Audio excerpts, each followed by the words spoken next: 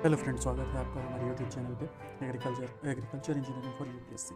इस चैनल में कम्प्लीटली आपको एग्रीकल्चर इंजीनियरिंग फॉरेस्ट सर्विस के लिए जो भी प्रॉब्लम है उसका सॉल्यूशन मिलेगा। हम अपने पहले लेक्चर से स्टार्ट करने वाले हैं। जो हमारा प्लान है वो कुछ ऐसा है कि हम सबसे पहले agriculture engineering UPSC forest service के लिए जो सिलेबस है उसके पेपर टू सेक्शन ए को कवर करने वाले हैं। पेपर टू सेक्शन ए में जनरली मैंने जो या फिर ओवरऑल जो ऑफिशियल सिलेबस है 3 सब्जेक्ट पे डिवाइडेड है।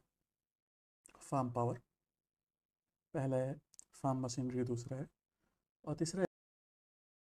आगे मैं आपको दिखाता हूँ कि जो ऑफिशियल सिलेबस है यूपीएससी का उसमें पेपर टू सेक्शन ए को कैसे दिया हुआ है। ये ऑफिशियल सिलेबस है। Official syllabus paper two section A में। अच्छा, आगे बढ़ने से पहले मैं आपको बताना चाहूँगा कि फॉर द फर्स्ट टाइम मैं पेन टैबलेट यूज़ कर रहा हूँ, तो मैं प्रॉपर इसे ऑपरेट कर नहीं पा रहा हूँ। सो कई बार इधर उधर होंगे, हाथ इधर उधर होगा, हैंड राइटिंग इधर उधर होगा। आप प्लीज़ माइंड मत कीजिएगा और फोकस कीजिएगा अपनी स्टडी पे। जो ऑफिशियल सिलेबस है पेपर टू का, उसमें सेक्शन ए है। सेक्शन ए में पहला जो पॉइंट दिया हुआ है, फार्म पावर एंड मशीनरी। ये एक्चुअल में तो अलग सब्जेक्ट हैं। और दूसरा जो सब्जेक्ट दिया हुआ है एग्रो एनर्जी। जो farm power and machinery first number पे यहाँ पे दिया हुआ है। यहाँ पे मोस्टली जो फार्म पावर है अभी स्टार्टिंग में हम वो कवर करने वाले हैं। मैंने इसे बाइफरकेट भी किया है। आगे आपको दिखेगा जैसे कि फार्म पावर जहाँ पे मैं रेड मार्क कर रहा हूँ, यहाँ से लेके almost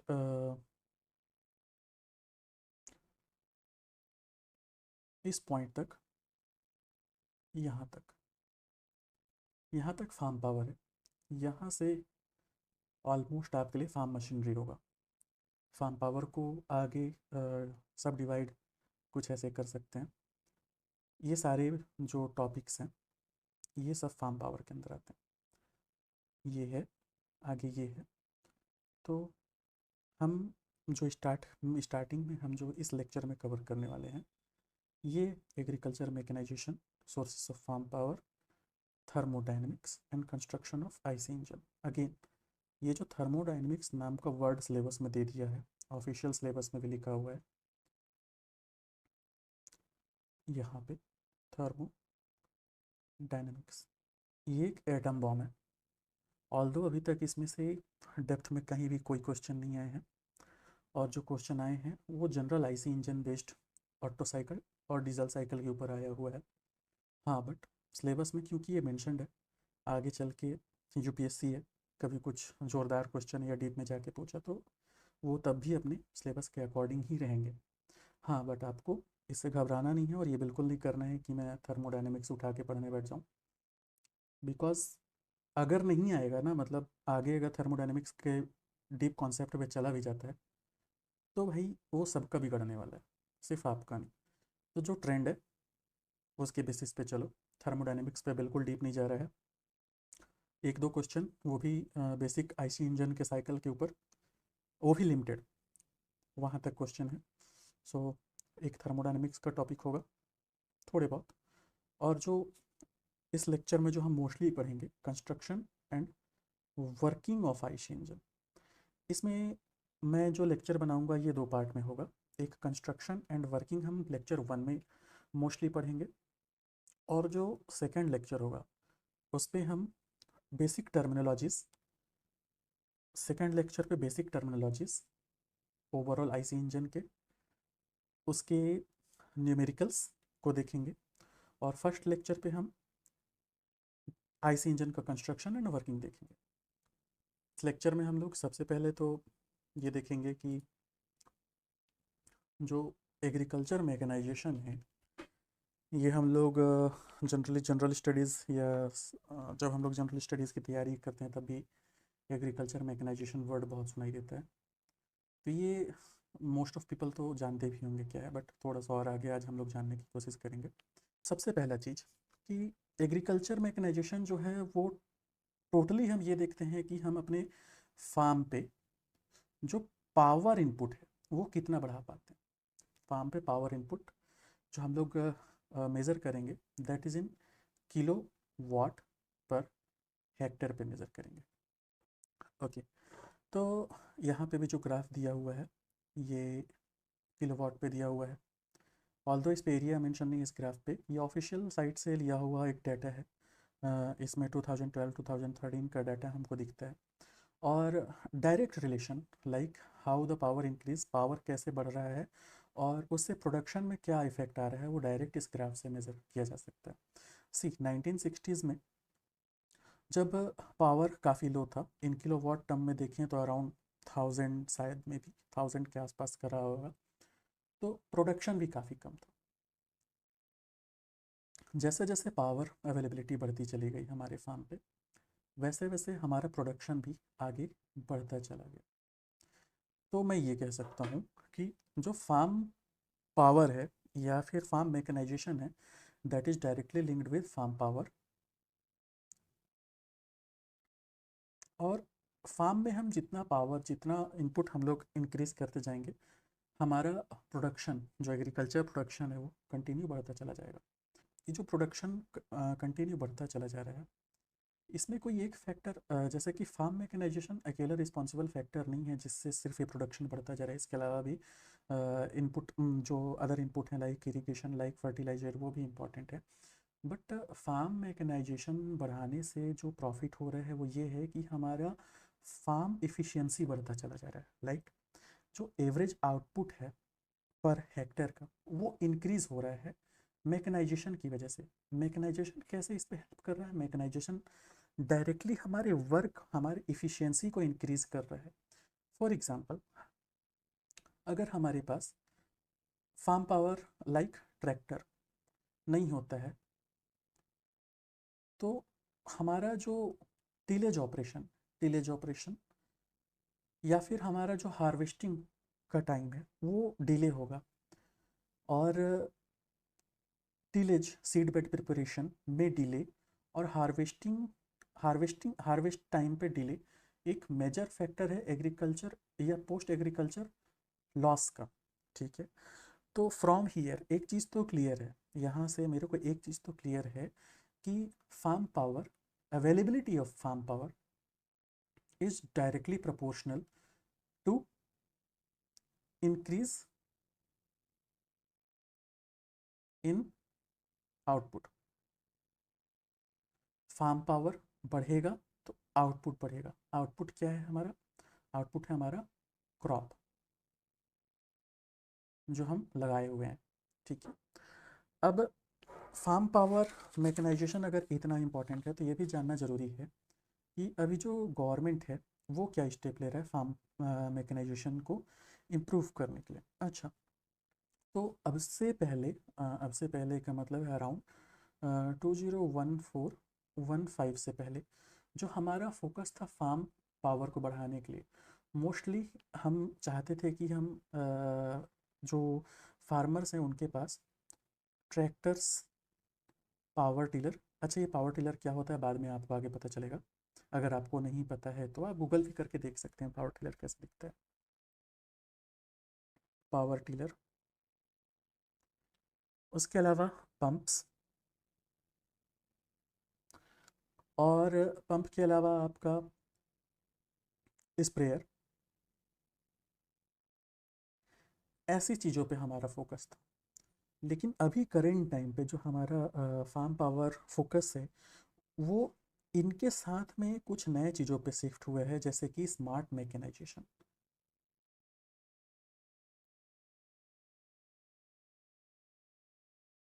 smart mechanisation, okay, smart mechanisation में हम क्या देख सकते हैं, जैसे कि mechanisation linked with climate change.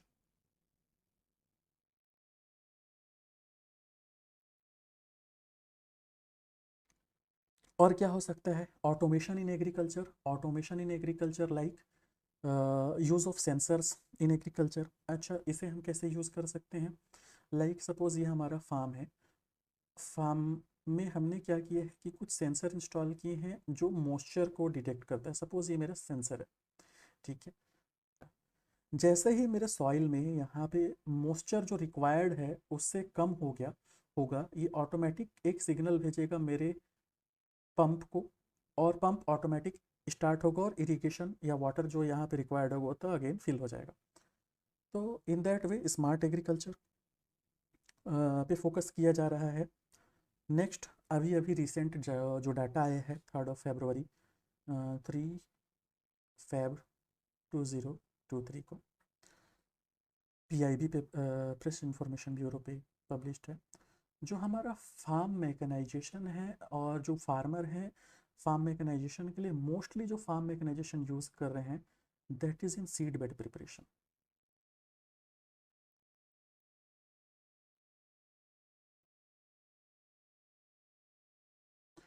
Okay, ये सीड बेड प्रिपरेशन क्या होता है?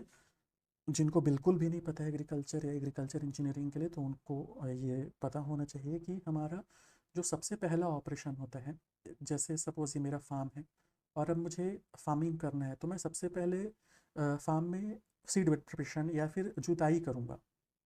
वो ट्रैक्टर से होता है या हमारे पास बुलॉक्स हैं, बैल हैं, उनसे हम कर सकते हैं। तो सबसे पहला ऑपरेशन उसको हम सीड बेड प्रिपरेशन बोलते हैं। और ये जो ऑपरेशन होता है, क्योंकि आप अब एग्रीकल्चर इंजीनियरिंग पढ़ रहे हैं तो आपको इसका एक टर्मिनोलॉजी या टर्म पता होना चाहिए, इसको हम बोलते हैं टीलेज ऑपरेशन। इसको हम बोलेंगे टीलेज ऑपरेशन। ओके, तो सबसे प्राइमरी जो वर्क है वो सीड बेड प्रिपरेशन है। तो हमारे यहाँ जो मैकेनाइजेशन है as per 3 Feb 2023 PIB data, seed bed preparation पे अराउंड 70% यूज़ ऑफ मशीन्स हो रहे हैं अब हमारे फार्मर्स के साइड से। और जो लीस्ट है, लाइक अभी भी जहाँ पे किसान या हमारे फार्मर्स जो हैं वो अभी भी जो मशीन यूज़ नहीं कर रहे हैं, उनमें दो ऑपरेशन आ रहे हैं। वो है आपका हार्वेस्टिंग।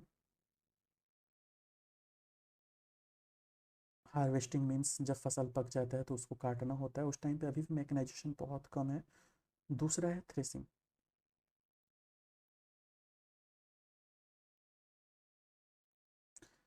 थ्रेसिंग क्या है बाद में आपको आगे जैसे जैसे आप क्लास लेते चले जाएंगे आपको पता चलता चला जाएगा। सो ये दो ऑपरेशन जो कि पोस्ट हार्वेस्ट ऑपरेशन है या हार्वेस्टिंग ऑपरेशन है, यहाँ आज भी जो फार्म मैकेनाइजेशन है दैट इज़ अराउंड 30 to 33%।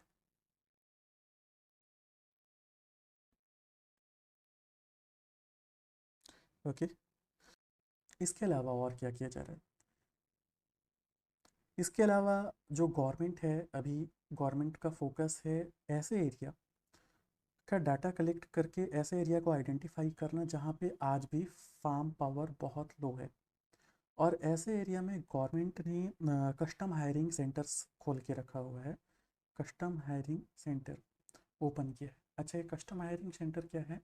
ये समझ लीजिए एक टूल बैंक होता है। यहाँ पे गवर्नमेंट ने सारे एग्रीकल्चर से रिलेटेड मैकेनाइजेशन से रिलेटेड टूल यहाँ पे दिए हुए हैं। जो भी जिस भी विलेज के पास ये कस्टम हायरिंग सेंटर होगा, वहाँ का कोई भी फार्मर यहाँ जा सकता है। यहाँ पे जाके अपना रजिस्ट्रेशन करके उसको जब रिक्वायर्ड है जिस मशीन का, रेंट पे, वो भी लो रेंट पे अपने फार्म पे यूज़ कर सकता है।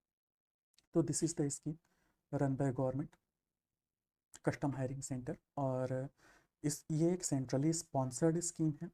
ये जो स्कीम है अराउंड 14 और 15 के आसपास से चल रहा है, ठीक है। उसके अलावा और क्या चल रहा है? गवर्नमेंट ऐसे फार्मर्स को जो अभी मशीन ख़रीदना चाहते हैं उनको 40 to 50% फाइनेंशियल असिस्टेंट दे रहा है, फाइनेंशियल असिस्टेंस दे रहा है for purchasing farm equipment. Okay, and this is called submission on agriculture, ठीक है। तो this all are the efforts by government for improving farm mechanisation. Okay, okay, तो अब तक तो हमको समझ में आ ही चुका है कि फार्म मैकेनाइजेशन एक कितना इम्पोर्टेंट मैटर है for improving the agriculture, for improving the agriculture efficiency, है ना। और फार्म पावर कितना इम्पोर्टेंट मैटर है for increasing output in agriculture या एग्रीकल्चर ऑपरेशन। ओके, तो आगे अब हमको ये भी देखना होगा कि लाइक ऐसे और कौन कौन से सोर्सेस हैं जो कि फार्म पावर या फिर हमें फार्म पावर प्रोड्यूस करते हैं। What are the other sources which provide us farm power. Okay, तो ऐसे जो सोर्सेस ऑफ फार्म पावर हैं वो ह्यूमन एंड एनिमल है। कुछ कन्वेंशनल सोर्सेस हैं, कुछ नॉन कन्वेंशनल सोर्सेस हैं। Human and animal. एनिमल तो आपने भी अगर कभी आप भी कभी गांव में रहे होंगे तो आपने देखा होगा कि हमारा जो सबसे पहला फार्म पावर या फिर हमारे पास जो सबसे पहला ऑप्शन रहा है हमारे एग्रीकल्चर ऑपरेशन के लिए वो बुल रहे हैं। बुल बोल लीजिए, ऑक्स बोल लीजिए, हम इन्हीं का यूज़ करके लगभग हम सारा फार्म पावर या फिर हमारे फार्म पावर रिक्वायरमेंट को पूरा किया है हमने। चाहे वो सीड बेड प्रिपरेशन हो या फिर आप हार्वेस्टिंग के बाद उसका थ्रेसिंग कर रहे हो या फिर आप ट्रांसपोर्ट कर रहे हो फार्म से लेके अपने घर तक जो हार्वेस्ट है उसको।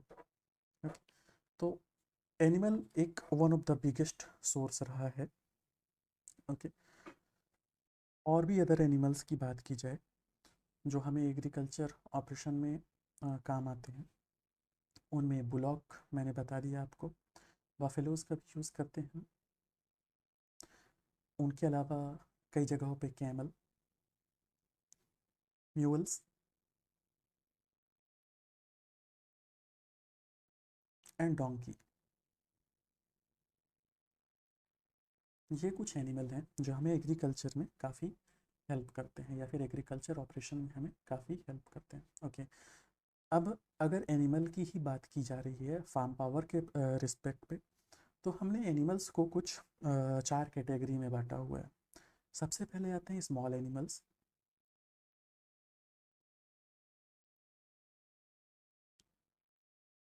फर्स्ट नंबर पे। सेकंड होते हैं medium, large and heavy animals. इनका जो क्लासिफिकेशन है वो उनके इनके वेट के अकॉर्डिंग हुआ है। जो स्मॉल एनिमल हैं वो 200 to 300 kg के होते हैं। Medium animal 301 to 400 kg।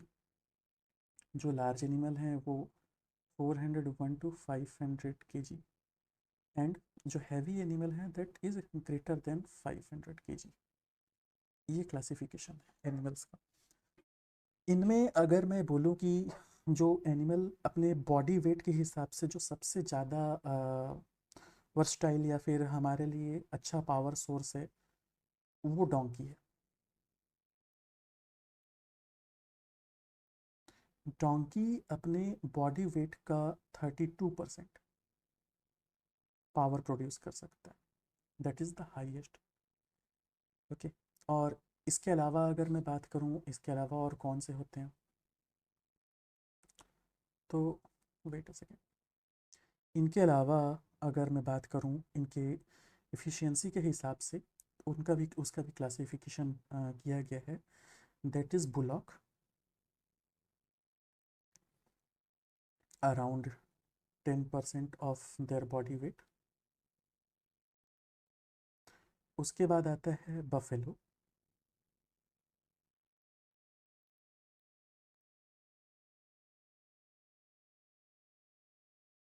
Around 12% of their body weight. Camels around 18% of their body weight. And donkey का तो मैंने बता ही दिया हाईएस्ट है। Donkey can produce around 32% of their body weight. Okay, अब ये हुई बात एनिमल्स की। अगर मैं बात करूँ ह्यूमन बीइंग की, तो ह्यूमन बीइंग बहुत ज़्यादा पावर प्रोड्यूस तो नहीं कर पाता है as compare to machines and animals, but basic operations में ह्यूमन बीइंग काफ़ी काम कर लेते हैं। Wait, okay. अगर मैं बात करूँ ह्यूमन बीइंग का, तो ह्यूमन बीइंग को जो हम पावर के हिसाब से, क्योंकि सारा कुछ यहाँ पे हम पावर के टर्म में देख रहे हैं कि how much they can produce power which can be use for farming purpose या फिर फार्म रिलेटेड वर्क। तो मेल, एक average male around 60 watt power produce करता है, that is around 0.6 kilowatt. Okay. एक फीमेल 48 वाट पावर प्रोड्यूस करती है, और एक चाइल्ड जो है वो अराउंड 30 वाट पावर प्रोड्यूस करता है। ओके। ये हुआ हमारे सोर्सेस ऑफ फार्म पावर में ह्यूमन का प्रोस्पेक्ट एंड एनिमल का प्रोस्पेक्ट। ओके। आगे चलते हैं। सेकंड है conventional sources. Conventional sources as per their fuel, like conventional sources and non conventional में यहाँ पे जो भी होगा ये रिन्यूएबल एनर्जी होगा। एंड यहाँ पे हम जो भी यूज़ करेंगे, जो कन्वेंशनल सोर्स हैं fuel like diesel and petrol, वो यूज़ करेंगे, diesel petrol kerosene. Okay.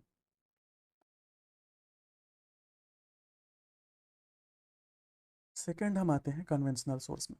Okay. तो कन्वेंशनल सोर्स में क्या क्या हो सकता है, ये वो इक्विपमेंट होंगे जो conventional source of energy use करते होंगे, like tractor, power tiller, stationary IC engine,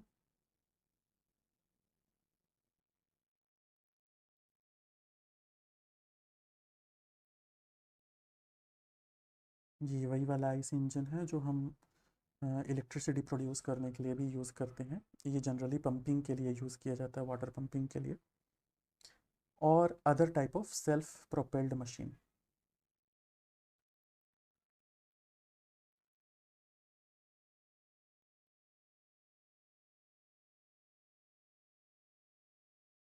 self propelled machine का मतलब होता है जो जिनमें इंजन है और जो चल सकते हैं, मतलब सेल्फ उनका एक पावर सोर्स होता है, they are self propelled machine. ठीक है। तो कन्वेंशनल सोर्स में ये सभी में जो एक सबसे इम्पॉर्टेंट फैक्टर है जो इनमें पावर प्रोड्यूस करता है या पावर देता है, वो है आईसी इंजन, या फिर मैं सिंपली कहूँ इंजन। सो ओवरऑल जो हमारे सिलेबस में एक इंजन का कॉन्सेप्ट दिया हुआ है वो इसीलिए है कि हमारे एग्रीकल्चर पावर में इंजन का बहुत बड़ा रोल है। सो इस लेक्चर में जो हमारा कोर कॉन्सेप्ट होगा समझने का, वो होगा आईसी इंजन या फिर इंजन का कॉन्सेप्ट समझना।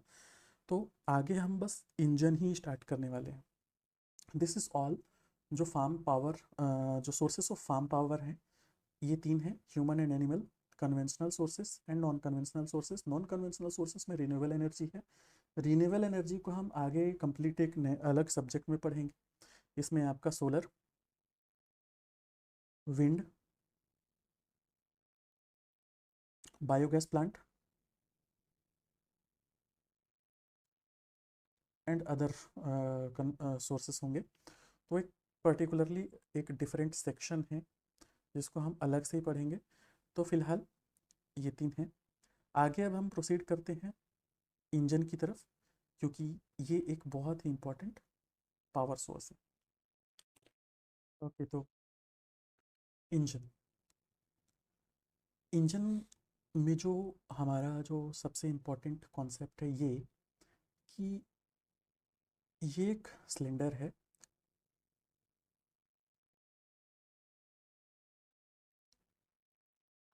और ये जो मूव कर रहा है सिलेंडर के अंदर, इसे बोलते हैं पिस्टन।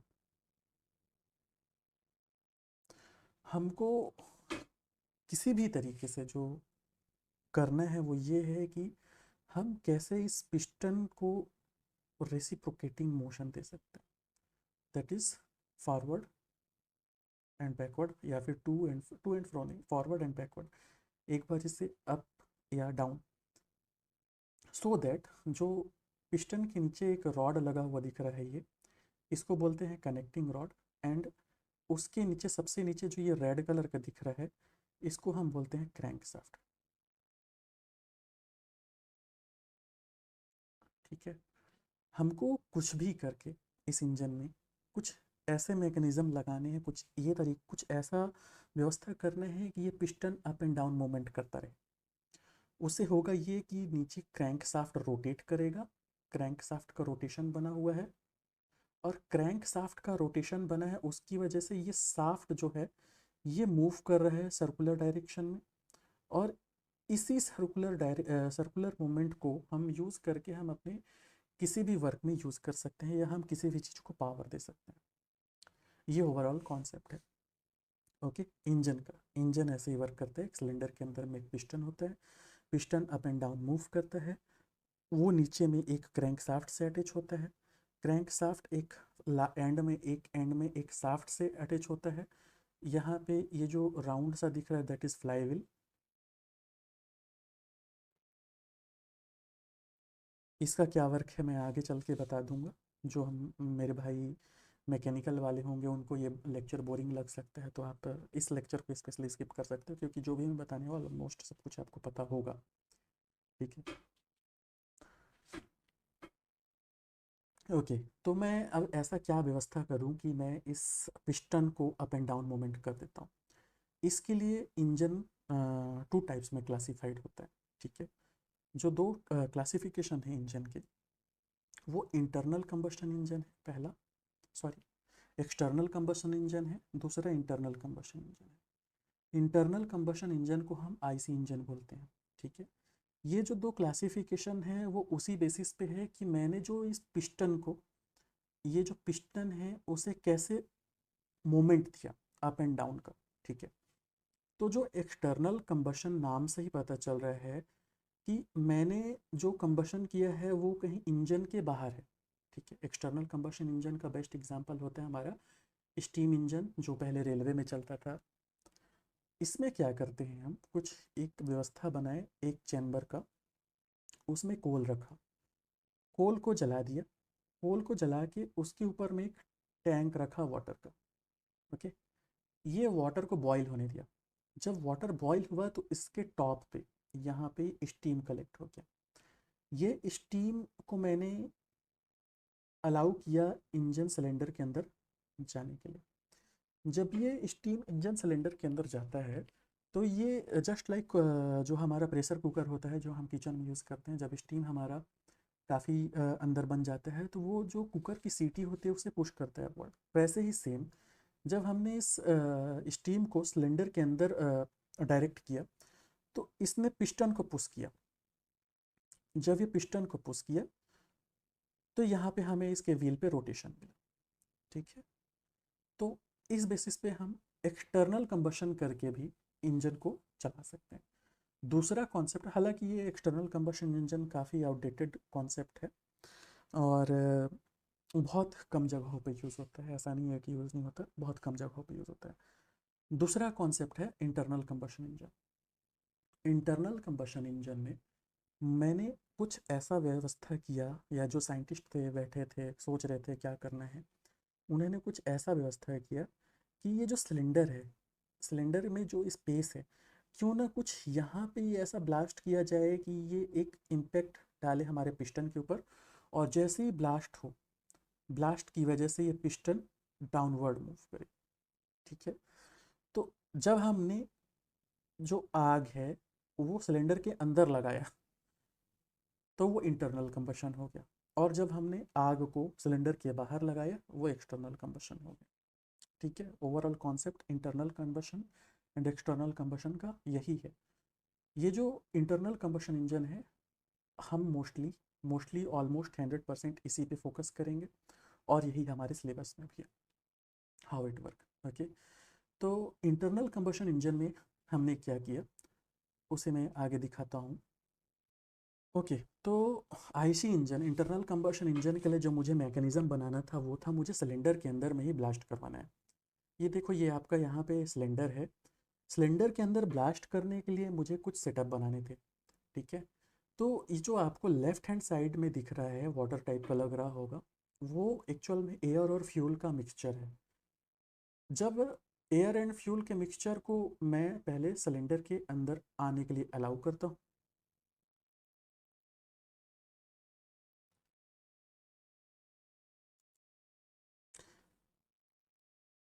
ये मैं एयर एंड फ्यूल मिक्सचर को मैंने सिलेंडर के अंदर आने के लिए अलाउ किया, ठीक है। जब मैं सिलेंडर के अंदर मेरा एयर और फ्यूल मिक्सचर आ गया, मेरा पिस्टन ऊपर गया, इसको कंप्रेशन बोलते हैं। जब ये ऊपर पहुंच गया, कंप्रेस हो गया, यहाँ पे प्रेशर बहुत हाई हो गया, तब ये स्पार्क प्लग के हेल्प से मैंने अंदर में ही ब्लास्ट किया या एक स्पार्क दिया। स्पार्क प्रोड्यूस होने की वजह से सिलेंडर के अंदर ब्लास्ट हुआ, और सिलेंडर के अंदर ब्लास्ट होने की वजह से पिस्टन नीचे मूव हुआ।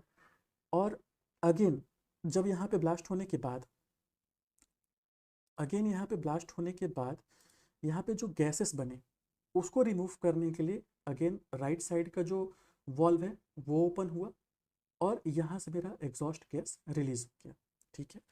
ये बेसिक अंडरस्टैंडिंग क्रिएट करने के लिए है कि आखिरकार इंटरनल कंबशन इंजन के अंदर में कैसे हम पावर प्रोड्यूस करते हैं, कैसे ब्लास्ट करते हैं। बस उतना समझाने की कोशिश किया हूँ। एक्चुअल मैकेनिज्म क्या है, कैसे है, मैं प्रॉपरली आगे समझाऊंगा।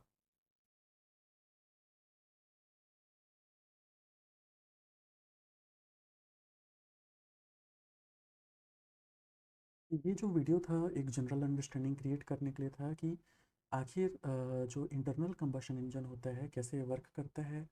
वो ये उनके लिए ग्राउंड क्रिएट करने के लिए इम्पोर्टेंट था जो इंजन के वर्किंग को जरा भी नहीं समझते, ठीक है।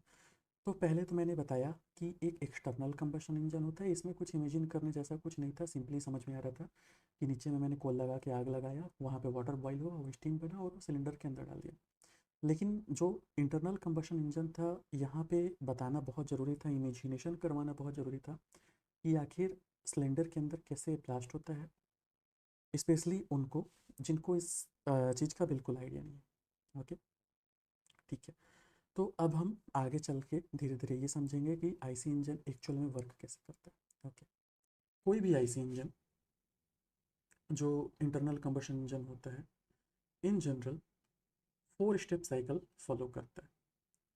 जो फर्स्ट स्टेप है इनटेक है, सेकेंड स्टेप जो है वो कंप्रेशन है, थर्ड स्टेप जो है वो कंबशन है, एंड फोर्थ एग्जॉस्ट होता है, ठीक है। पहले से स्टार्ट करते हैं इनटेक से। जो इनटेक है इसमें सबसे पहले जो हमारा पिस्टन है वो टॉप डेड सेंटर पे पहुंचा हुआ होता है। और जैसे ही ये टॉप डेड सेंटर से बॉटम डेड सेंटर की तरफ बढ़ता है डाउनवर्ड मूवमेंट में, तो इस चैम्बर के अंदर एक नेगेटिव प्रेशर क्रिएट करता है। जो सिलेंडर है उसके अंदर एक नेगेटिव प्रेशर क्रिएट करता है। नेगेटिव प्रेशर कैसा? एटमॉस्फेयर प्रेशर जो भी है उसके कंपेयर में उससे भी लो प्रेशर सिलेंडर के अंदर क्रिएट करता है ये सक्शन स्ट्रोक। ये जो इनटेक स्ट्रोक बोलते हैं इसे सक्शन स्ट्रोक भी कहा जाता है। अब इसमें होता क्या है, क्योंकि चैम्बर के अंदर सिलेंडर के अंदर एक नेगेटिव प्रेशर क्रिएट हो चुका है, एटमॉस्फेरिक प्रेशर हाई है, बाहर एयर प्रेशर हाई है, और अंदर जो एयर प्रेशर है या जो प्रेशर है वो लो है। तो जो फ्लो है, एयर का फ्लो है, वो by default higher to lower side पे होगा। और या ये कह सकता हूँ इसका नाम जो सक्शन स्ट्रोक है, ये बाहर से अपने अंदर एयर एंड फ्यूल का मिक्सचर लेगा। Air plus fuel. ये फ्यूल क्या हो सकता है?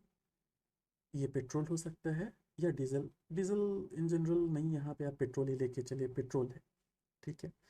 तो यहाँ पे एयर और पेट्रोल मिक्स होके सिलेंडर के अंदर है। इस टाइम तक हमारा जो इनलेट वाल्व है वो ओपन है, ठीक है। जैसे ही हमारा piston bottom dead centre B D C पे पहुंचेगा, बीडीसी पे पहुंचने के बाद जो हमारा इनलेट वॉल्व है क्लोज हो जाएगा। ठीक है, बीडीसी में जैसे ही हमारा पिस्टन पहुंचता है इनलेट वाल्व क्लोज हो जाएगा। अब जो सिलेंडर है, इंजन का सिलेंडर है, वो टोटली क्लोज है, इसमें कहीं से भी एयर अब बाहर लीक नहीं कर सकता है। ठीक है, टोटली क्लोज है। और यहाँ से स्टार्ट होता है सेकेंड स्ट्रोक, जिसे बोलते हैं कंप्रेशन स्ट्रोक। यहाँ पे अब पिस्टन का जो मूवमेंट होगा ऊपर की तरफ होगा, from BDC to TDC. Okay, क्योंकि इनलेट एंड आउटलेट वाल्व दोनों क्लोज हैं, जो सिलेंडर के अंदर जो एयर एंड फ्यूल मिक्सचर आ चुका है वो बाहर नहीं जा सकता। दैट मीन्स यहाँ पे बोलना चाहिए जो वॉल्यूम अंदर आ चुका है वो कांस्टेंट हो चुका है। ठीक है, और एरिया जो है इसके सिलेंडर के अंदर का पिस्टन के अपवर्ड मूवमेंट की वजह से कंटिन्यू कम होता जा रहा है। उससे होगा ये कि सारा का सारा वॉल्यूम एक छोटे से एरिया में, ये जो टॉप में एरिया बचता है इसको हम क्लियरेंस वॉल्यूम बोलते हैं। ये सारे टर्मिनोलॉजीज आगे आगे के लेक्चर में और बताया जाएगा आपको। यहाँ पे एक क्लियरेंस वॉल्यूम में जाके ट्रैप होगा। अब यहाँ पे जो प्रेशर है बहुत हाई है। ठीक है, काफ़ी हाई प्रेशर है। ये हाई प्रेशर में यहाँ पे हमने एक स्पार्क प्लग लगाया हुआ है। थर्ड स्टेप पे देखिए, ऊपर में इंजन के हेड पे एक स्पार्क प्लग है, पिस्टन टॉप डेड सेंटर पे है। यहाँ जो क्लियरेंस वॉल्यूम है वहाँ पे प्रेशर काफ़ी हाई है। एयर एंड फ्यूल मतलब यहाँ पे पेट्रोल भी है mixed with air,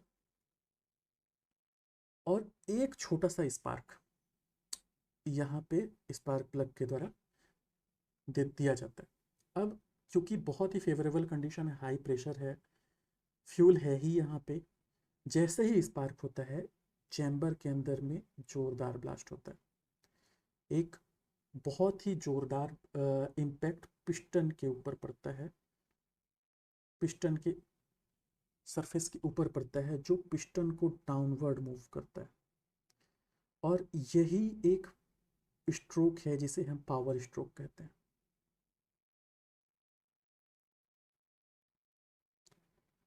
overall engine में यही एक स्ट्रोक होता है जो इंजन को पावर स्ट्रोक देता है। बाकी जो तीन स्ट्रोक हैं 1, 2 एंड 4 वो इसी एनर्जी की वजह से चलते हैं। ठीक है, पावर स्ट्रोक में जो पिस्टन के ऊपर जो इम्पैक्ट पड़ेगा उसकी वजह से पिस्टन डाउनवर्ड मूव करेगा। इस मूवमेंट की वजह से जो क्रैंक शाफ्ट है वो रोटेट होगा। ओके, और फिर से जो पिस्टन है वो B D C bottom dead centre पे पहुंच जाएगा। ओके, अगेन जब हमारा फोर्थ स्ट्रोक स्टार्ट होगा from B D C to T D C, piston again bottom dead centre से टॉप डेड सेंटर की तरफ मूव करना शुरू करेगा। अब क्योंकि यहाँ पे ब्लास्ट हो चुका है, जो फ्यूल था वो पूरा बर्न हो चुका है और अंदर में सिर्फ अब गैस बचे हैं। कौन से गैस? एग्जॉस्ट गैस, जले हुए गैस। इसके लिए इस वजह से फोर्थ स्ट्रोक में जब हमारा पिस्टन अपवर्ड मूव करता है उस टाइम पे एग्जॉस्ट वाल्व ओपन हो जाता है। इस टाइम पे एग्जॉस्ट वाल्व ओपन हो जाता है और यहाँ पे जितना भी ट्रैप्ड गैस है वो बाहर निकल जाते हैं। जो बाइक वगैरह होते हैं, जो कार होते हैं, इसी वाल्व से हमारा बाइक या कार का साइलेंसर कनेक्टेड होता है और हमारे गाड़ी से बाहर धुआं निकलता है। ठीक है, तो बेसिक जो हमने पिछले वीडियो में देखा या फिर बेसिक जो इंजन के अंदर साइकिल होता है वो चार होता है: इनटेक या सक्शन, कंप्रेशन, कंबशन या पावर स्ट्रोक, कंबशन या power stroke,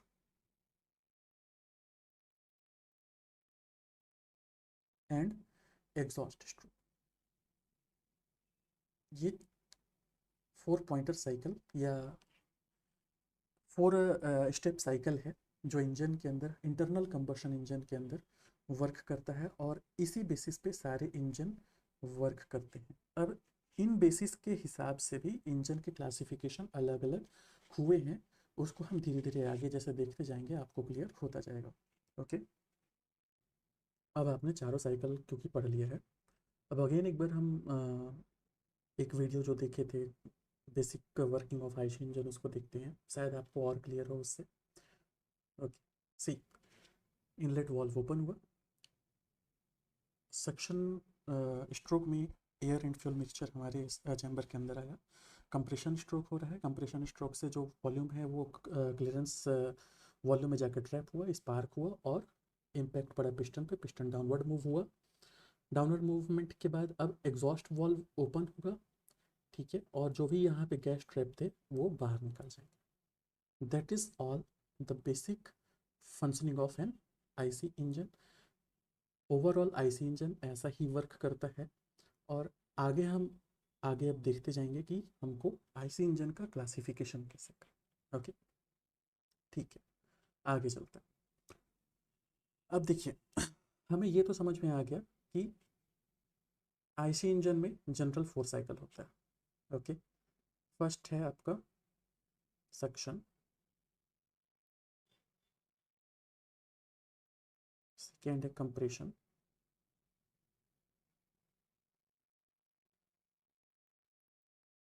okay,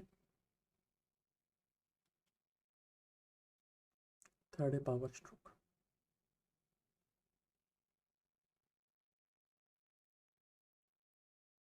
and fourth है एग्जॉस्ट। ये चारों साइकिल को कौन से अरेंजमेंट में हमने आईसी इंजन के अंदर लगाया हुआ है, अब वो देखने वाली बात होगी।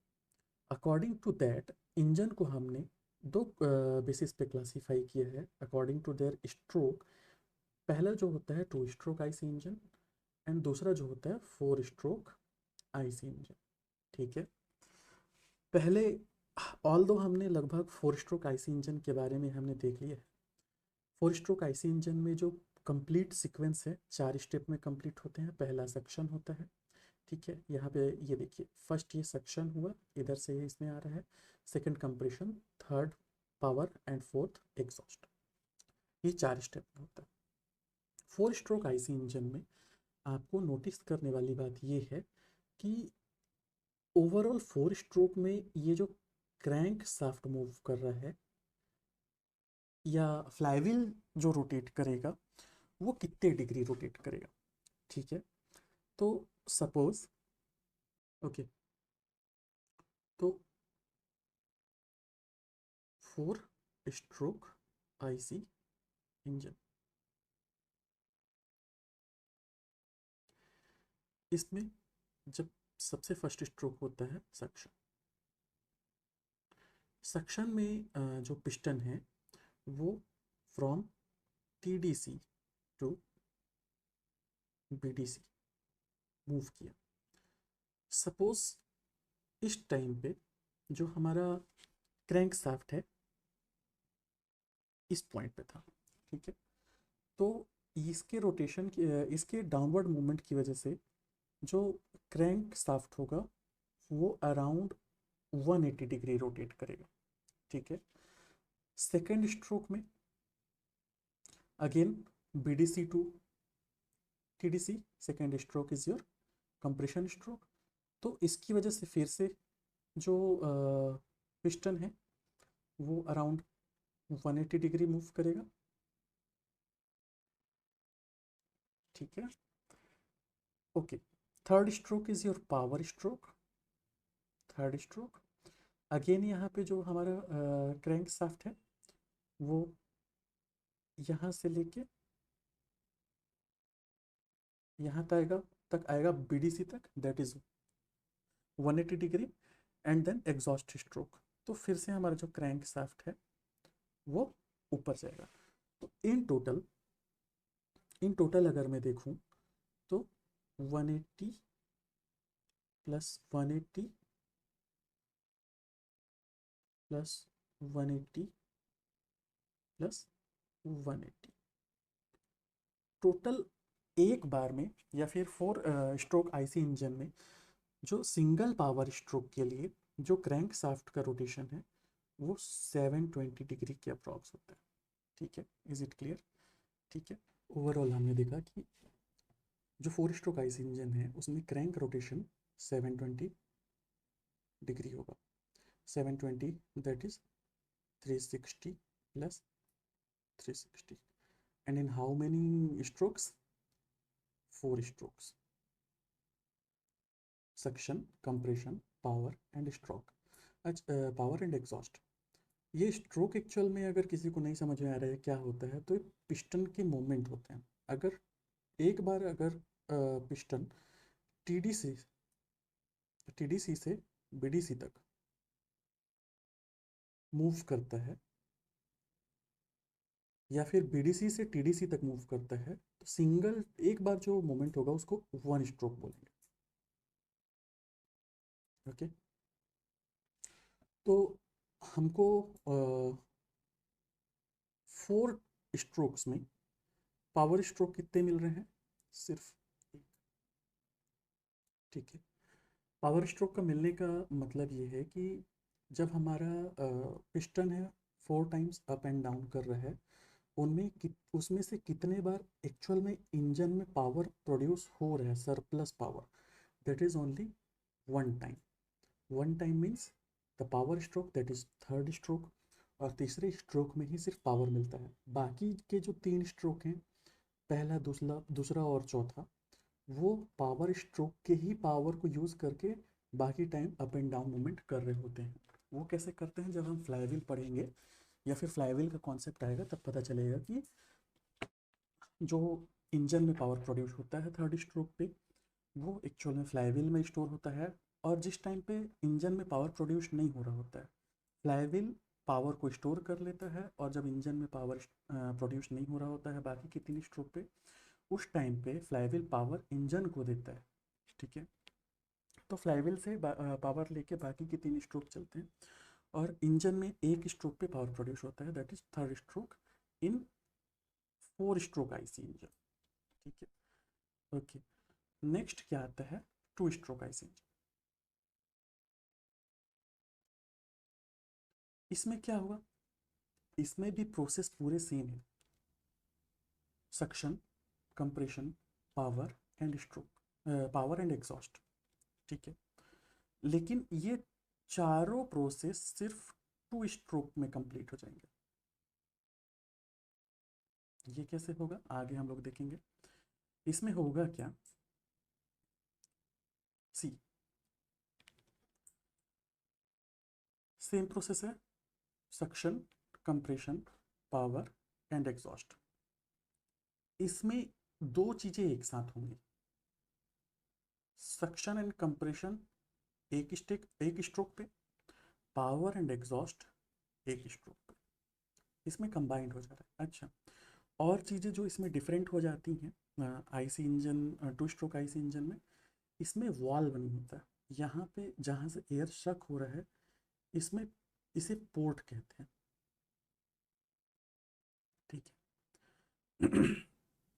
That is your inlet port, that one, और यहाँ पे this is your exhaust port.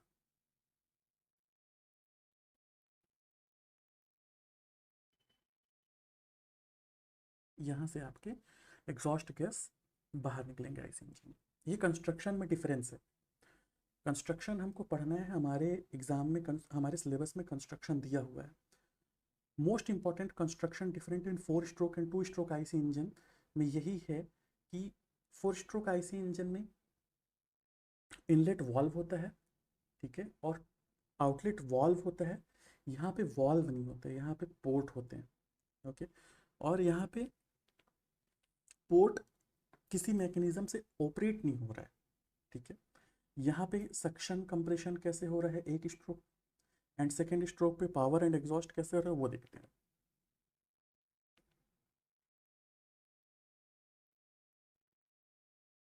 देखो, इसमें जो पहला स्ट्रोक आपको कंसीडर करना है वो बीडीसी से टीडीसी कंसीडर करना है। ठीक है, इसमें जो पहला स्ट्रोक होगा बीडीसी से टीडीसी कंसीडर करना है। जब हमारा पिस्टन बीडीसी पे है और बीडीसी से टीडीसी मूव कर रहा है, फर्स्ट स्ट्रोक बीडीसी से टीडीसी मूव कर रहा है, B D C to T D C, upward movement है। तो आप नोटिस कीजिए यहाँ पे इनलेट पोर्ट पे, क्योंकि ये पिस्टन ऊपर मूव कर रहा है, यहाँ क्रैंक केस में एक नेगेटिव प्रेशर क्रिएट होगा अपवर्ड मूवमेंट ऑफ पिस्टन की वजह से। और जिस समय पिस्टन ऊपर मूव कर रहा है उस समय यहाँ पे सिलेंडर के अंदर का जो पैसेज है उसे भी ब्लॉक कर रहा है पिस्टन खुद ही। इस पॉइंट पे इसे ब्लॉक कर दिया, आप देखिए जैसे ऊपर आ रहा है यहाँ पे इसे ब्लॉक कर देगा, ठीक है। तो यहाँ पे जैसे ही पिस्टन ऊपर मूव कर रहा है, एयर सक हुआ, air plus fuel, fuel is your petrol, ठीक है। Air plus fuel crank case के अंदर गए, इस टाइम पे हमारा जो सिलेंडर के अंदर जाने का पैसेज है वो ब्लॉक कर देता है पिस्टन, ठीक है। और इसी टाइम पे कंप्रेशन भी हो रहा है। तो पहले स्ट्रोक में, फर्स्ट स्ट्रोक पे सक्शन प्लस कंप्रेशन एक साथ हो रहा है, ठीक है। अगेन आप देखिए यहाँ से सक्शन हो रहा है अपवर्ड मोमेंट ऑफ पिस्टन की वजह से, यहाँ पे सक्शन हो रहा है, ये अंदर सक्शन हुआ। At the same time already जो सिलेंडर के अंदर वॉल्यूम फील्ड है एयर एंड फ्यूल मिक्सचर का, वो साथ ही साथ कंप्रेस हो रहा है पहले स्ट्रोक पे, ठीक है। एंड जो सेकेंड स्ट्रोक होगा, सेकेंड स्ट्रोक पे जो पिस्टन है T D C top dead centre से बॉटम डेड सेंटर मूव करेगा, T D C to B D C. इस टाइम पे यहाँ पे पावर जनरेट हो गया, क्योंकि जैसे ही कंप्रेस हो जाता है air fuel mixture, spark plug की हेल्प से यहाँ पे एक स्पार्क दिया जाता है और अंदर एयर फ्यूल मिक्सचर का कंबशन होता है, जो कि एक इम्पैक्ट क्रिएट करता है पिस्टन के ऊपर, ठीक है। और इस इम्पैक्ट की वजह से पिस्टन डाउनवर्ड मूव करता है, यहाँ पे पिस्टन के ऊपर इम्पैक्ट क्रिएट हुआ, ये पावर स्ट्रोक है, इसी पावर की वजह से पिस्टन अगेन डाउनवर्ड मूव होगा और क्रैंक को, क्रैंक शाफ्ट को रोटेशन देगा, ठीक है। जिस टाइम पे सेकेंड स्ट्रोक में टीडीसी टू बीडीसी, जो कि पावर स्ट्रोक है सेकेंड स्ट्रोक, इसी टाइम पे देखिए पावर स्ट्रोक हुआ, एग्जॉस्ट फ्लू बाहर गया, जो एग्जॉस्ट गैस जो है जो यहाँ पे सिलेंडर के अंदर बने थे वो बाहर निकल गए एग्जॉस्ट पोर्ट से। एट द सेम टाइम आप देखिए यहाँ पे जब डाउनवर्ड मूव करेगा तो क्रैंक केस के अंदर एक हाई प्रेशर क्रिएट करेगा, जिसकी वजह से जो एयर फ्यूल चार्ज हैं वो उनको एक ओपन स्पेस मिलेगा, पिस्टन क्योंकि हट चुका है, यहाँ से जो ब्लॉक था वो हट चुका है, और सिलेंडर के अंदर एयर फ्यूल मिक्सचर का फ्रेश चार्ज सिलेंडर के अंदर फिल हो जाएगा, ओके। और एग्जॉस्ट वाल्व भी ओपन है, एग्जॉस्ट गैस बाहर निकल रहा है, ठीक है। तो सेकेंड स्ट्रोक पे क्या होगा, पावर प्लस एग्जॉस्ट, ठीक है। इसी टाइम पे जब एग्जॉस्ट होता है उस टाइम पे fresh air plus fuel charge cylinder के अंदर फिर से फिल्ड हो जाते हैं, ठीक है। तो टू स्ट्रोक आईसी इंजन में जो ओवरऑल कॉन्सेप्ट है, जो ओवरऑल साइकिल है या प्रोसेस है, वो चार ही हैं, suction, compression, power and exhaust, ठीक है। बट इसमें कॉम्बिनेशन में एक ही स्ट्रोक पे दो प्रोसेस एक साथ कंप्लीट हो रहे हैं, पहले स्ट्रोक पे सक्शन एंड कंप्रेशन, दूसरे स्ट्रोक पे power and exhaust, okay, clear है। That is overall concept of two stroke IC engine. अब हमको समझ में आ चुका है कि IC engine, internal combustion engine, stroke के बेसिस पे दो टाइप के हैं, एक 2 स्ट्रोक आईसी इंजन एंड दूसरा 4 स्ट्रोक आईसी इंजन। ठीक है। दूसरा चीज़, ये दोनों के बीच जो डिफरेंस है वो एग्ज़ाम में हमारे पूछता है, difference between 2 stroke IC engine and 4 stroke IC engine. ठीक है। तो यहाँ पे सिंपली ये जो डिफरेंस है जो जिसको समझ में आ गया है बहुत इजीली इसको लिख लेगा। सी, एक बार फिर भी मैं बता देता हूँ। इसमें जो पावर स्ट्रोक है 4 स्ट्रोक आईसी इंजन में, पावर स्ट्रोक क्रैंक शाफ्ट के 2 रेवोल्यूशन पे, मैंने पीछे दिखाया है कि crank shaft 2 times 360 plus 360 total 720 degree rotate करेगा 2 टाइम्स, तब हमें एक पावर स्ट्रोक मिलेगा। यहाँ पे एवरी 360 डिग्री पे ही हमें एक पावर स्ट्रोक मिल जा रहा है, टू पावर स्ट्रोक मिल जा रहा है टू स्ट्रोक आईसी इंजन पे। ठीक है। जो 4 स्ट्रोक आईसी इंजन है उसमें जो सिलेंडर साइज है वो बहुत बड़ा रिक्वायर्ड नहीं है, स्मॉल सिलेंडर साइज में भी काम चल जाता है। बट 2 स्ट्रोक आईसी इंजन में जो सिलेंडर का रिक्वायरमेंट है that is around 1.5 times more than 4 stroke IC engine. ठीक है, 1.5 टाइम्स। मैंने जब ये एक्सप्लेन किया तब भी मैंने यही बताया कि 4 स्ट्रोक आईसी इंजन में वॉल्व मैकेनिज्म होता है, 2 स्ट्रोक आईसी इंजन में पोर्ट होते हैं। 4 स्ट्रोक आईसी इंजन का कंस्ट्रक्शन एक्सपेंसिव है, कॉम्प्लिकेटेड है। 2 स्ट्रोक आईसी इंजन सिंपल है एंड चीप है।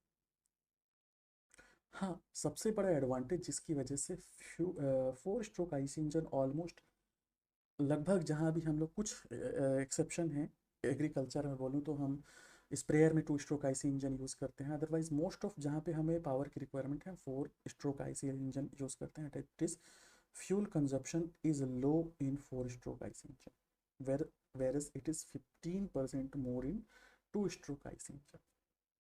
ठीक है। इसके अलावा भी बहुत सारी चीज़ें हैं जिसकी वजह से हम mostly 4 stroke IC engine prefer करते हैं, बट हमको अपने एग्ज़ाम पॉइंट ऑफ व्यू से आगे बढ़ना है यूपीएससी के लिए, बहुत ज़्यादा इसमें डीप जाने की ज़रूरत नहीं है। एग्जॉस्ट गैस इजीली रिमूव हो जाता है 4 स्ट्रोक आईसी इंजन में। क्यों? क्योंकि इसमें प्रॉपरली एक एग्जॉस्ट स्ट्रोक ही है। ठीक है, प्रॉपर टाइम मिलता है एग्जॉस्ट गैस को बाहर निकलने के लिए। वहीं 2 स्ट्रोक आईसी इंजन में इट इज़ डिफ़िकल्ट, जितने भी एग्जॉस्ट गैस बने हैं सिलेंडर के अंदर में, उनको एक बार में सारा निकल जाना पॉसिबल नहीं है, या है तो डिफ़िकल्ट है।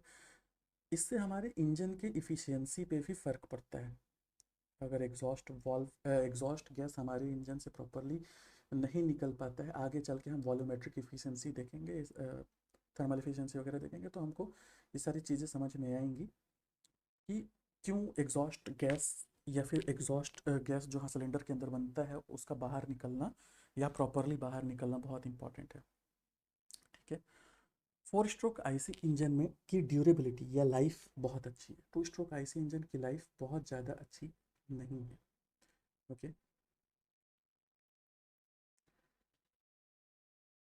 आरपीएम, जो 4 स्ट्रोक आईसी इंजन है उसमें आरपीएम वेरी इजीली हो सकता है। मतलब हम कभी 2000 आरपीएम पे बाइक चलाते हैं, कभी 4000 आरपीएम पे कार चलाते हैं, जो भी आपकी गाड़ी पे आरपीएम का एक मीटर होता है उसमें दिखता है। बट 2 स्ट्रोक आईसी इंजन में आरपीएम को चेंज करना या उसमें बार बार वेरिएशन लाना थोड़ा डिफ़िकल्ट होता है। ठीक है। इसमें 2 स्ट्रोक आईसी इंजन में, 4 स्ट्रोक आईसी इंजन में जो लुब्रिकेशन है, लुब्रिकेशन का जब हम लोग चैप्टर पढ़ेंगे तो उसमें लुब्रिकेशन के बारे में कम्प्लीटली अलग से प्रॉपरली पढ़ेंगे, बट स्टिल यहाँ पे बहुत बेसिक सा डिफरेंस ये है कि 4 स्ट्रोक आईसी इंजन के लिए कम्प्लीटली इंडिपेंडेंट लुब्रिकेशन सर्किट होता है, मतलब इसका लुब्रिकेशन बहुत अच्छा होता है, अलग अलग पॉइंट से हम लोग इसको लुब्रिकेट करते हैं। वहीं 2 स्ट्रोक आईसी इंजन में फ्यूल के साथ, पेट्रोल के साथ ही हमें लुब्रिकेंट को डालना होता है। जो पहले, बहुत पहले एक लूना गाड़ी आती थी छोटी सी, उसमें हम याद होगा अगर आप लोग कोई देखे होंगे तो उसमें पेट्रोल पंप में जाने के बाद उसमें पेट्रोल डलवाने के बाद एक पैकेट टूटी ऑयल डलवाते थे। ठीक है, दैट इज़ फॉर लुब्रिकेशन। उसमें अलग से कोई मैकेनिज़्म नहीं है कि हम सिलेंडर के अंदर तक कैसे लुब्रिकेशन पहुंचा पाएंगे, हमें फ्यूल के साथ ही डालना होता है लुब्रिकेशन को। ऑयल कंजप्शन इज लिटिल या less and in two stroke IC engine it is much. Okay, अच्छा, carbon deposit inside the cylinder is little, क्यों? वही अगेन, एग्जॉस्ट प्रॉपरली नहीं हो पाएगा तो टू स्ट्रोक आईसी इंजन में कार्बन डिपॉजिट ज़्यादा होगा ही। ठीक है, तो carbon deposit in two stroke IC engine is much, whereas it is very low in compared to two stroke in four stroke IC। Noise low है, हाँ यहाँ पे एक एडवांटेज है टू स्ट्रोक आईसी इंजन का कि फोर स्ट्रोक आईसी इंजन में noise लो बोल सकते हैं, but to stroke IC engine में सिर्फ उसका एग्जॉस्ट पोर्ट नॉइजी है, otherwise that engine is noiseless. ठीक है, फोर स्ट्रोक आईसी इंजन में एयर टाइट क्रैंक केस की ज़रूरत नहीं है, but to stroke IC engine में एयर टाइट क्रैंक केस की ज़रूरत है। Because air tight crank case नहीं होगा तो जो हमारा फर्स्ट स्ट्रोक है, कंप्रेशन एंड सक्शन वाला जो फर्स्ट स्ट्रोक होता है, अगर उसमें जो एयर एंड फ्यूल चार्ज हम सिलेंडर में सक होता है, that is because of air tightness of the crank case. अगर वो टाइट नहीं होगा तो सक्शन नहीं होगा, लीकेज होगा। ठीक है, प्रॉपर नेगेटिव प्रेशर जो क्रैंक केस के अंदर डेवलप होना चाहिए वो डेवलप नहीं हो पाएगा। ठीक है, नेक्स्ट, कूलिंग इज नॉर्मल। हाँ, अगेन कूलिंग का जब हम अलग से चैप्टर पढ़ेंगे तो कूलिंग के लिए अलग प्रॉपरली मैकेनिज्म बना हुआ था फोर स्ट्रोक आईसी इंजन में, वो आपको समझ में आएगा। बट यहाँ पे कूलिंग का बहुत अच्छा व्यवस्था नहीं है। ठीक है, सो यहाँ पे हीट ज़्यादा होता है। डिसएडवांटेज की बात करूँ अगर मैं फोर स्ट्रोक आईसी इंजन, तो ये छोटे साइज में नहीं बन सकता, ये बड़े साइज का ही होता है four stroke IC engine. But to stroke IC engine small and light बन सकते हैं for small and light purpose. मैं अगेन बताया ना, हमने जो हम लोग जो स्प्रेयर यूज़ करते हैं उसमें टू स्ट्रोक आईसी इंजन होता है। ठीक है, तो that is small and light. ये कंपैरिजन एग्ज़ाम में आता है हमारी यूपीएससी फॉरेस्ट सर्विस एग्जामिनेशन में, टू स्ट्रोक और फोर स्ट्रोक इंजन के कंपैरिजन पूछता है। इसको प्रॉपरली समझना है कि क्या डिफरेंस है टू स्ट्रोक इंजन और फोर स्ट्रोक का इंजन में। ठीक है, ओके ओके, देन आगे चलते हैं। ओके, तो अब हम लोग ओवरऑल बात करेंगे फोर स्ट्रोक आईसी इंजन के बारे में आगे। ठीक है, अब फोर स्ट्रोक आईसी इंजन पहले बता चुका, फोर स्ट्रोक्स होते हैं, मैं इसको बार बार अब रिपीट नहीं करूँगा। अब फोर स्ट्रोक आईसी इंजन को हमने फर्दर दो अलग अलग बेसिस पे डिवाइड किए हैं, एक एसआई इंजन, दूसरा सीआई इंजन। ठीक है, एसआई इंजन मतलब स्पार्क इग्निशन। ओके, एसआई मतलब spark ignition. Okay, and CI means compression ignition.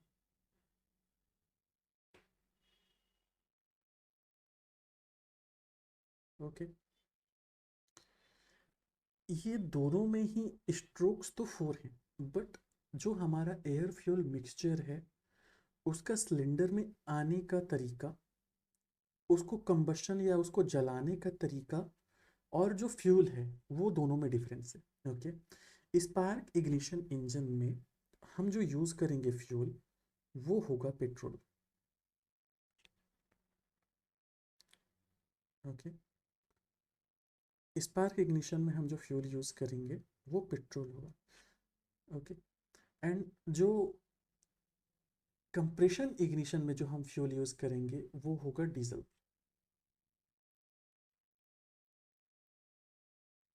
Okay, so spark ignition में पेट्रोल और कंप्रेशन इग्निशन में डीजल। अब हम लोग जो यहाँ पे बेसिक समझेंगे या आगे जो समझने की कोशिश करेंगे वो है इसके कंस्ट्रक्शन। जो इंजन का कंस्ट्रक्शन उसमें क्या डिफरेंस आ रहा है स्पार्क इग्निशन इंजन में स्पार्क इग्निशन इंजन में एंड कंप्रेशन इग्निशन इंजन में। ओके, तो जो सबसे पहले हम लोग देखेंगे कंप्रेशन इग्निशन इंजन, या पहले स्पार्क इग्निशन इंजन देख लेते हैं। ठीक है, स्पार्क इग्निशन इंजन में जो हमारा सबसे इम्पॉर्टेंट एलिमेंट जो इस पूरे सिस्टम को अलग बनाता है वो है स्पार्क प्लग। ठीक है, ये स्पार्क प्लग जब हमारे सिलेंडर के अंदर में एयर फ्यूल चार्ज आ चुका होता है तो यहाँ पे एक स्पार्क प्रोड्यूस करता है, और इसी स्पार्क की वजह से जो सिलेंडर के अंदर एयर फ्यूल मिक्सचर होता है वो कंबशन उसमें होता है, और या उसमें आग लगता है, या फिर हमारे इंजन के लिए पावर प्रोड्यूस होता है। ठीक है, इसके अलावा लगभग सारा कुछ सेम है, और जो डिफरेंस आएगा जब हम लोग फ्यूल पढ़ेंगे तो दूसरा जो डिफरेंस हमें स्पार्क इग्निशन इंजन में दिखेगा वो होगा कार्ब्यूरेटर का। ठीक है, तो कार्ब्यूरेटर के बारे में हम लोग आगे और पढ़ेंगे ही, तो उसको अभी यहाँ पे मैं नहीं बताऊंगा। ओके, लेकिन वहीं अगर मैं बात करूँ कंप्रेशन इग्निशन इंजन की, तो यहाँ पे आप ध्यान दो, यहाँ पे स्पार्क प्लग नहीं है। कंप्रेशन इग्निशन में स्पार्क प्लग नहीं होता है।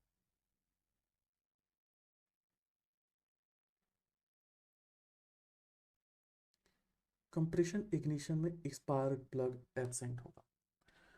इस स्पार्क प्लग की जगह पे यहाँ पे लगता है injector.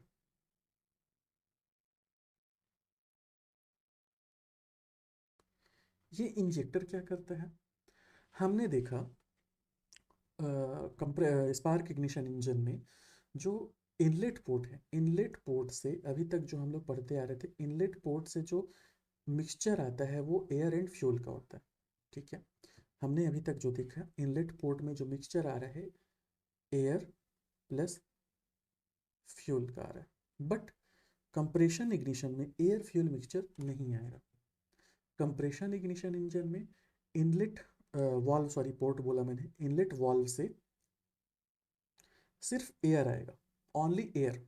Okay, compression ignition engine में इनलेट वाल्व से सिर्फ और सिर्फ एयर आएगा सिलेंडर के अंदर।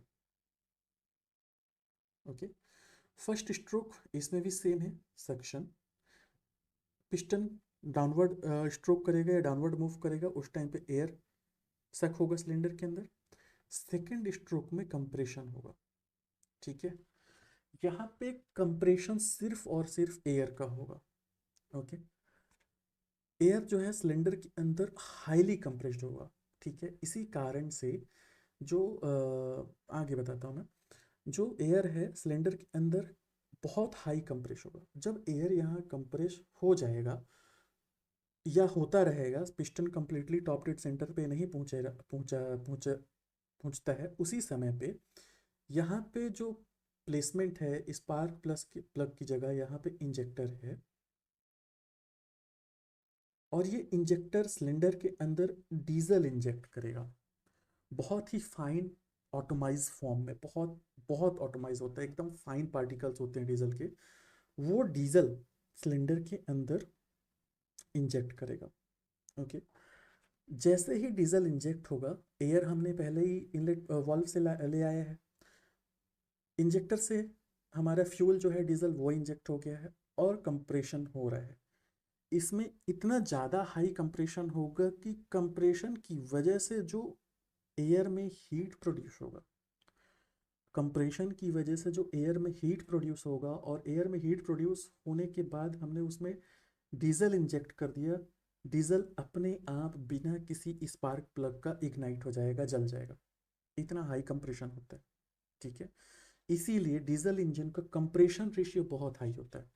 आगे कंप्रेशन रेशियो क्या है वो सब हम आगे नेक्स्ट लेक्चर में समझेंगे, बट यहाँ समझने की बात ये है कि पहला, इनलेट वाल्व से सिर्फ एयर आएगा, दूसरा, स्पार्क प्लग की जगह पे सिर्फ इंजेक्टर होगा, इंजेक्टर बहुत ऑटोमाइज, बहुत ही माइन्यूट पार्टिकल्स डीजल के इंजेक्ट करेगा कंप्रेशन स्ट्रोक पे सिलेंडर के अंदर।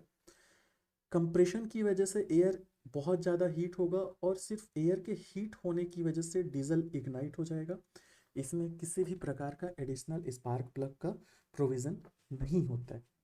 ओके, जैसे ही यहाँ पे थर्ड स्ट्रोक पे डीजल बर्न होगा, डीजल इग्नाइट होगा, पिस्टन के ऊपर में पावर जनरेट होगा और पिस्टन को डाउनवर्ड मूव करेगा। That is also here third stroke is your power stroke.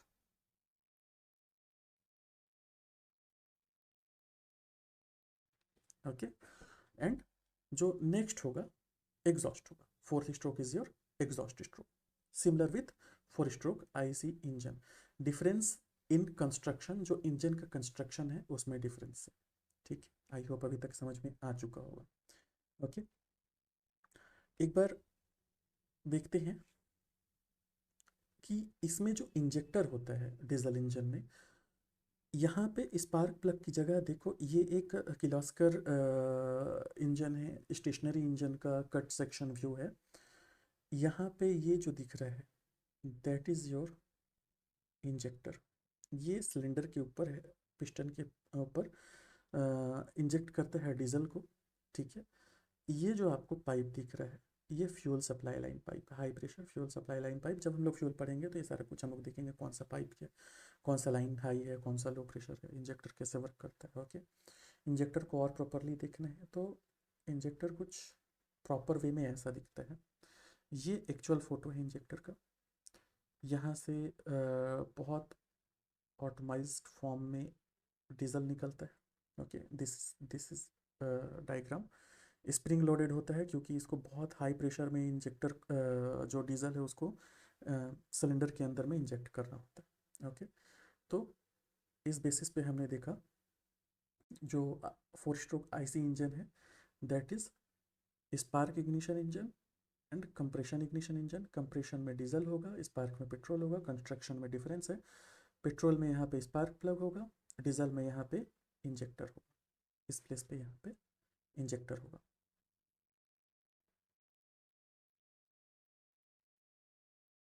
Okay okay, तो आगे बढ़ें अगर हम। ओके, अभी तक मैंने बताया कि जब पिस्टन जो है हमारा वो टॉप डेड सेंटर पे है। ठीक है, टॉप डेड सेंटर पे पिस्टन है। ओके, ये इनलेट पोर्ट है, ये एग्जॉस्ट पोर्ट है, ये सॉरी एग्जॉस्ट वाल्व है।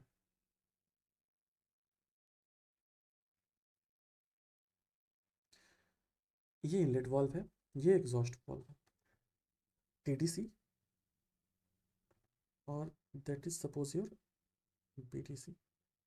ठीक, अब तक हम लोग क्या देखते आए हैं कि जैसे ही पिस्टन टीडीसी से बीडीसी की तरफ मूव करता है, ओके, उसी टाइम पे जो हमारा इनलेट वाल्व है वो ओपन होता है।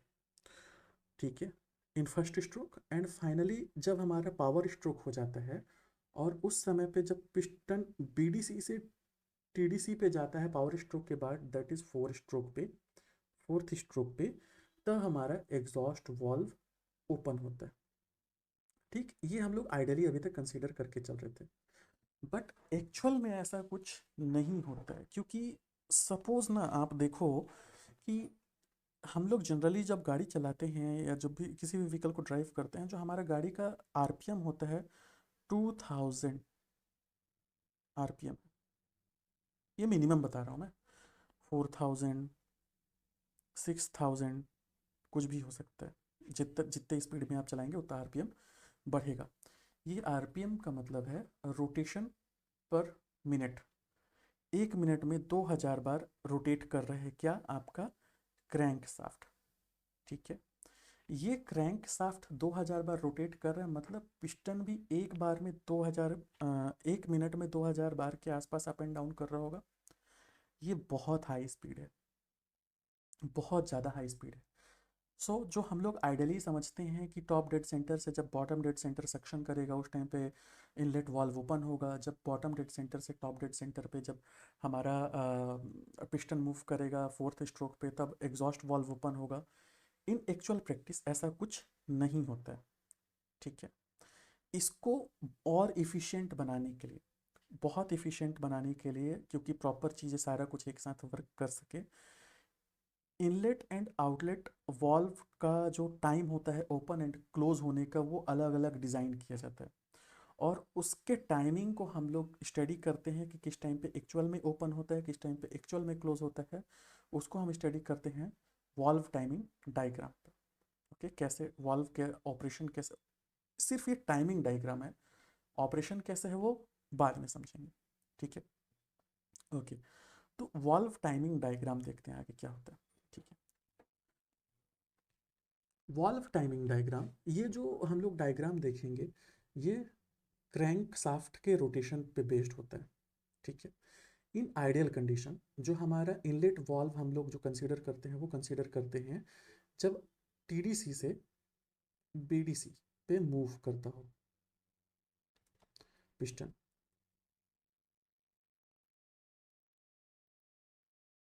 ठीक है, मतलब आइडियली कुछ ऐसा है कि 180 डिग्री रोटेशन पे, एक्यूरेटली 180 डिग्री रोटेशन पे, यहाँ पे जब 0 डिग्री हो तो इनलेट वाल्व ओपन हो जाए, और यहाँ पे जब 180 डिग्री हो तब इनलेट वाल्व क्लोज हो जाए, ताकि कंप्रेशन स्टार्ट हो सके। बट इन एक्चुअल प्रैक्टिस जो इनलेट वाल्व है वो 5 degree before, 5 degree before top dead centre, मतलब जो पिस्टन है हमारा, कंप्रेशन स्ट्रोक स्टार्ट होने से पहले जो एग्जॉस्ट स्ट्रोक पे रहता है और वो बीडीसी से टीडीसी जा रहा होता है, उसी समय पे 5 डिग्री पहले ही इनलेट वॉल्व भी ओपन हो जाता है। ये 5 डिग्री हमारे एलिमेंट ऑफ एग्रीकल्चर इंजीनियरिंग के बुक में दिया हुआ है, इसलिए मैं बता रहा हूँ। अदरवाइज ये वेरी करता है डिज़ाइन टू डिज़ाइन। 22 कहीं में तो 20 डिग्री बिफोर भी ओपन हो जाता है।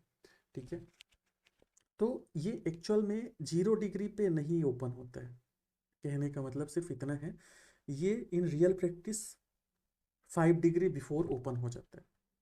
ठीक है, या फिर जितना भी हमने डिज़ाइन किया हुआ है, यहाँ पे हम 5 डिग्री कंसीडर करके चल रहे हैं, तो ये 5 डिग्री बिफोर ओपन हो जा रहा है। ठीक है, आइडियली, आइडियली जो हमारा पिस्टन है जब बॉटम डेड सेंटर पे पहुंच जाए, पहला स्ट्रोक सक्शन करके बॉटम डेड सेंटर पे पहुंच जाए, उस टाइम पे इनलेट वाल्व क्लोज हो जाना चाहिए। ठीक है, but in real practice inlet valve 30 degree after bottom dead centre close होता है। आइडियली आउटलेट वाल्व को 180 डिग्री पे क्लोज होना चाहिए था, बट ये 210 डिग्री पे क्लोज होता है, that is 30 degree beyond. Okay, 30 degree beyond आगे जाके क्लोज होता है सक्शन वाल्व। ठीक है, अगेन जो इनलेट वाल्व है वो 5 degree before top dead centre open हो जाएगा। ठीक है, and 210 degree after bottom dead centre ये ओपन रहेगा। यहाँ के आगे कंप्रेशन स्ट्रोक स्टार्ट होता है, जो कि आइडियली कहाँ से स्टार्ट होना चाहिए था, 180 डिग्री से, बट स्टार्ट कहाँ से होगा, 210 डिग्री के आगे। कंप्रेशन स्ट्रोक जो है, हम जो थर्ड स्ट्रोक सेकेंड स्ट्रोक मानते हैं कंप्रेशन स्ट्रोक का, वो हम देखते हैं कि कंप्रेशन बॉटम डेड सेंटर से टॉप डेड सेंटर तक जाता है और ये कंप्रेशन होता है। दैट मीन्स अगेन जो कंप्रेशन होना था वो वापस 360 डिग्री तक, जब तक हमारा क्रैंक शाफ्ट नहीं रोटेट कर लेता तब तक कंप्रेशन होना चाहिए था। बट कंप्रेशन स्ट्रोक जो है 210 डिग्री से स्टार्ट होता है। ओके, 210 डिग्री से स्टार्ट होता है, और बॉट टीडीसी के 35 डिग्री पहले ही, 35 डिग्री पहले ही कंप्रेशन होता ही रहता है, बट यहाँ से पावर स्ट्रोक भी चालू हो जाता है। कंप्रेशन तो जब तक ये टीडीसी तक नहीं पहुँचेगा तब तक होगा ही, बट यहाँ से पावर स्ट्रोक भी चालू हो जाएगा 35 डिग्री पहले से। ठीक है, that means 35 degree before top dead centre compression and power stroke दोनों साथ में चलेंगे। ठीक है, यहाँ से 360 डिग्री यहाँ तक compression stroke plus power stroke, और यहाँ से 35 degree before bottom dead centre तक ये पावर स्ट्रोक हो, ठीक है, 35 degree before bottom dead centre, okay. और यहाँ पे हम लोग क्या देखते हैं, जब हमारा पावर स्ट्रोक पूरा कंप्लीट हो जाता है, मतलब पिस्टन पूरा मूव करके बॉटम डेड सेंटर तक आ जाता है, वहाँ पे हमको आइडियली लगता है कि एग्जॉस्ट वॉल्व ओपन होता होगा। बट इन रियल प्रैक्टिस जो इंजन के अंदर जो अरेंजमेंट होता है, जो पिस्टन है बॉटम डेड सेंटर तक नहीं पहुंचा हुआ होता है, 30 डिग्री पहले ही होता है जो crank shaft bottom dead centre से, उसी टाइम पे हमारा एग्जॉस्ट वॉल्व ओपन हो जाता है। और ये exhaust valve continue 20 degree after, almost 20 degree after top dead centre तक कंटिन्यू करता है, ठीक है। तो आप देखेंगे सबसे ज़्यादा टाइम तक एग्जॉस्ट वॉल्व भी ओपन होता है, ओके। ओवरऑल सो हमने देखा overall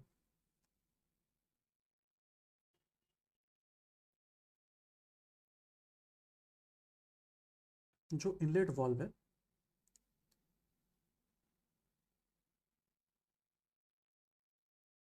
inlet valve 5 degree design to design vary करेगा, तो 20 degree before top dead centre open हो जाएगा, ठीक है। उसके बाद कंप्रेशन स्ट्रोक है, और ये स्टार्ट हो जाएगा और कंटिन्यू रहेगा 30 डिग्री आफ्टर BD से, यहाँ तक इनलेट वॉल्व ओपन रहेगा। सेकेंड आएगा compression stroke, compression stroke 210 degree से 360 डिग्री रोटेशन तक चलता रहेगा, लेकिन 30 degree before top dead centre साथ में पावर स्ट्रोक भी स्टार्ट हो जाता है, ओके। पावर स्ट्रोक चलता ही रहेगा, और एग्जॉस्ट वॉल्व जो है, एग्जॉस्ट वॉल्व ओपन हो जाएगा कब, जब piston properly bottom dead centre पे नहीं पहुंचा है, उसके पहले ही 30 डिग्री पहले ही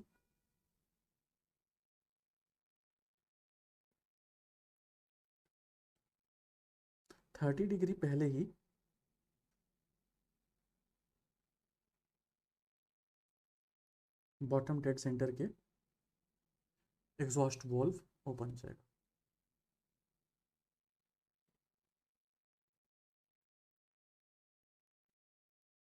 ओके। सेकेंड चीज़ ध्यान रखने वाली बात यह है कि ये जो वैल्यू है जो मैंने डिग्री में बताया, ये कई बुक में अलग अलग दिया होता है, ठीक है। जैसे आप एलिमेंट ऑफ एग्रीकल्चर इंजीनियरिंग पढ़ेंगे तो आपको लिखा मिलेगा inlet valve 5 degree before open हो जाता है, ठीक है। 30 डिग्री आफ्टर तक इनलेट वॉल्व ओपन रहेगा। यहाँ से फिर आपका कंप्रेशन स्ट्रोक स्टार्ट हो जाता है टिल 360 डिग्री, और 360 डिग्री के बाद इसमें पावर स्ट्रोक दिया हुआ है, ठीक है।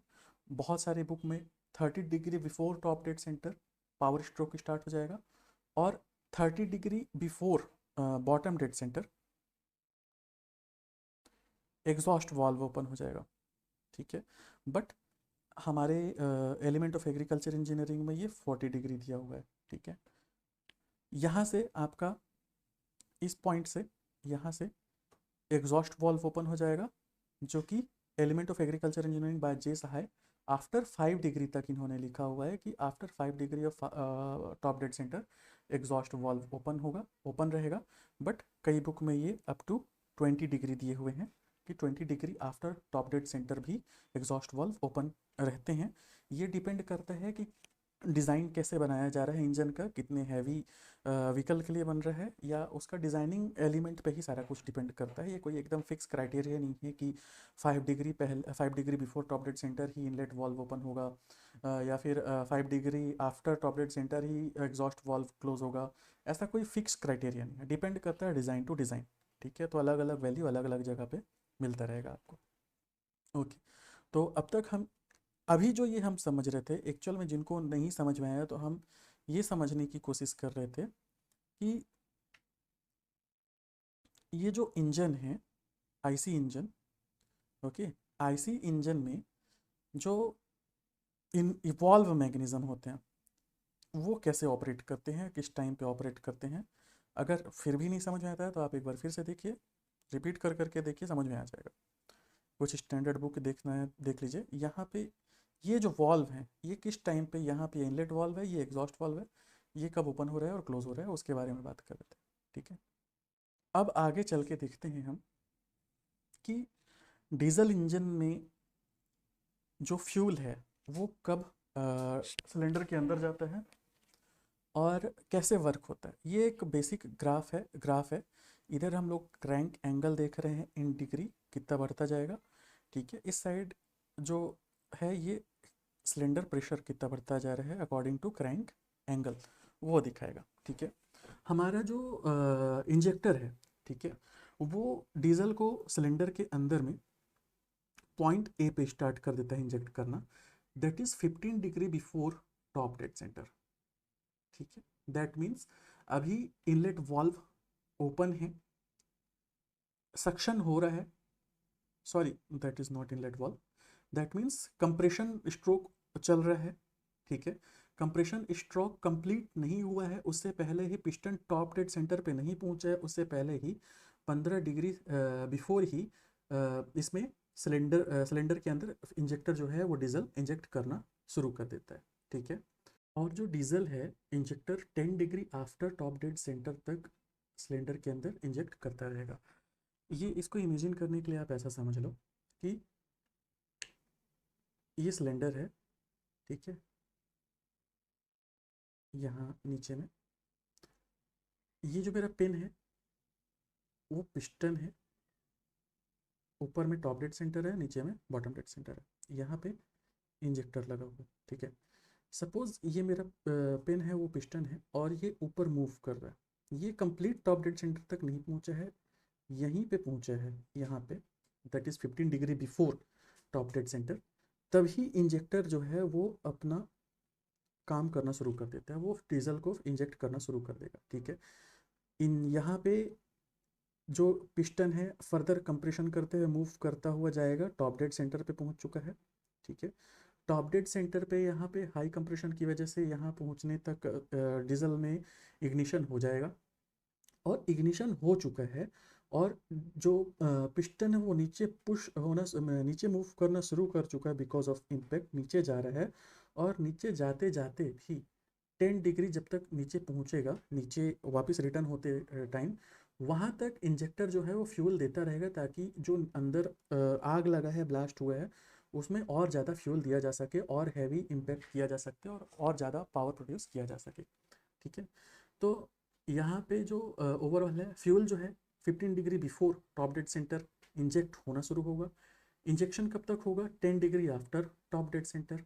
ठीक, पॉइंट ए पे इंजेक्ट होना शुरू हुआ, पॉइंट बी तक, पॉइंट बी तक फ्यूल सिर्फ कंप्रेस होगा, एयर फ्यूल कंप्रेस होगा, और पॉइंट बी पे जब पिस्टन पॉइंट बी पे पहुंचेगा, पॉइंट बी एक ग्राफ है प्रेशर के हिसाब से, अब पिस्टन यहाँ नहीं पहुंचेगा, बट जैसे जैसे प्रेशर इनसाइड द सिलेंडर बढ़ता जाएगा, प्रेशर की वैल्यू हाई होती जा रही है, जब पॉइंट बी पे पहुंचेगा यहाँ पे इसमें इग्निशन होगा। मैं बोला ना, इंजेक्शन जब पिस्टन है ऊपर नहीं पहुंचा है तभी डीजल इसमें आना शुरू हो गया है, कंप्रेशन कंटिन्यू है, तो कंप्रेशन पॉइंट बी तक होगा, यहाँ पे इग्निशन हो जाएगा। और ये जो डीजल स्टार्ट हुआ पॉइंट ए पे और पॉइंट बी तक कंप्रेस होते तक जब तक इस पे आग नहीं लगा, उसको इग्निशन डिले बोलते हैं। ठीक है, इग्निशन डिले इसी को कहा जाता है। ये सेल्फ इग्नाइट हो जाता है, और सिर्फ हीट की वजह से, कंप्रेशन हीट की वजह से इसमें आग लगेगा। ठीक है, सेम सारा कुछ मैंने यहाँ पे एक्सप्लेन किया है। At point A injection of the fuel started, at point B ignition started. ठीक है, time between A and B is called delay period. ठीक है, इग्निशन डिले बोलते हैं इसे। B and C, B and C of rapid pressure rise and heat transmission to much of fuel. अब ये जो है यहाँ से मैं बोला कि 10 degree after top dead centre piston नीचे मूव कर रहा है, फिर भी कंटिन्यू इस पर फ्यूल सप्लाई करता जा रहा है इंजेक्टर, तो इस पॉइंट पे क्या होगा, पॉइंट बी से पॉइंट सी तक,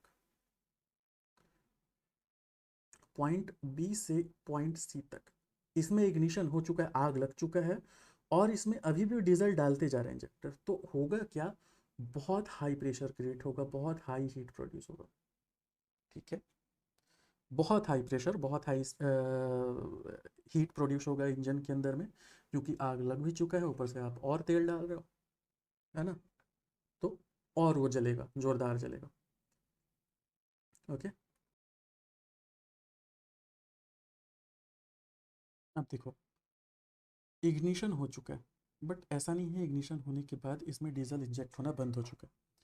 डीजल अभी भी इंजेक्ट हो रहा है। इंजेक्ट कब तक होगा, 10 डिग्री आफ्टर टीडीसी।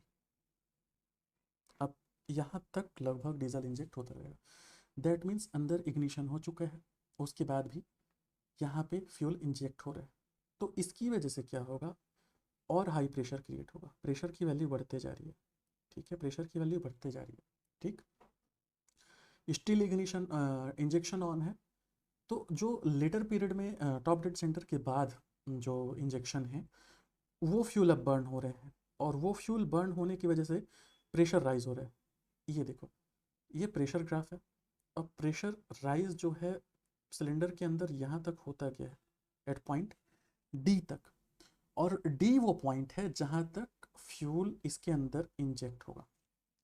ठीक है, डी तक सिलेंडर के अंदर जब तक प्रेशर यहाँ पॉइंट डी तक पहुँच रहा है, दैट मीन्स मैं ये बोल सकता हूँ कि ये डी वो पॉइंट है that is 10 degree after top dead centre. ठीक है, यहाँ तक फ्यूल इंजेक्ट हो रहा है। फ्यूल इंजेक्ट होने की वजह से यहाँ तक इग्निशन हो रहा है, इग्निशन होने की वजह से कंटिन्यू यहाँ पे प्रेशर हाई होता चला जा रहा है, inside the cylinder pressure high होता चला जा रहा है। ठीक है, आगे क्या होगा, डी टू ई, अब यहाँ प्रेशर डाउन होना शुरू हुआ है। दैट मीन्स अब फर्दर इसमें कोई फ्यूल नहीं आ रहा।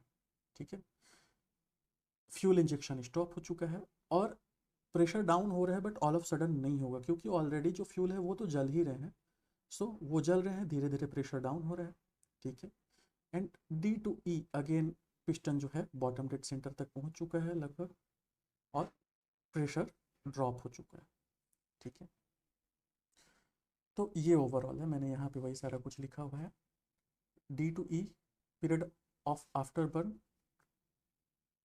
Eight D, injection stop, fuel जो पहले नहीं जल पाए थे, यहाँ तक कंटिन्यू फ्यूल आ रहे थे, वो इस पीरियड में जल जाएंगे, क्योंकि कम अमाउंट में वहाँ पे फ्यूल होता है, सो इसका प्रेशर भी ड्रॉप होना शुरू होगा।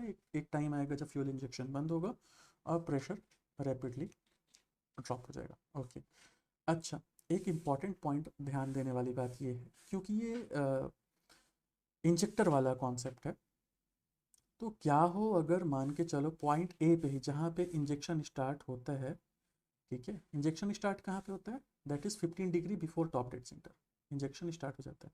ठीक है, अगर मान लो ए पॉइंट पे 15 degree before top dead centre, जितना रिक्वायर्ड है, जितना मान के चलो हमको डलना चाहिए सिलेंडर के अंदर फ्यूल, जो इंजेक्टर को प्रॉपर जितना इंजेक्ट करना चाहिए, उतने के बजाय बहुत ज़्यादा फ्यूल अगर चला जाता है, अगर बहुत ज़्यादा फ्यूल पहले ही चला गया, तो होगा क्या कि अंदर फ्यूल बहुत है, डीजल बहुत है, और उसमें जब कंप्रेशर की इग्निशन होगा, तो बहुत रिक्वायरमेंट से बहुत ज़्यादा इम्पैक्ट पड़ेगा पिस्टन के अंदर।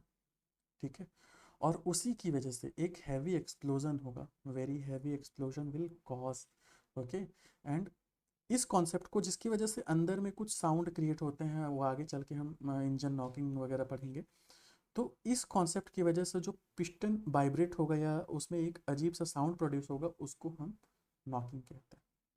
ठीक है, प्लंजर बैरल सेटअप क्या है, ये जब हम फ्यूल का पार्ट पढ़ेंगे उसमें हम लोग देख लेंगे कि इंजेक्टर में प्लंजर बैरल कैसे होता है, कैसे वर्क करता है। ओके, ओके, नेक्स्ट, अब ये special feature of diesel engine है कि डीजल इंजन में क्या खासियत है।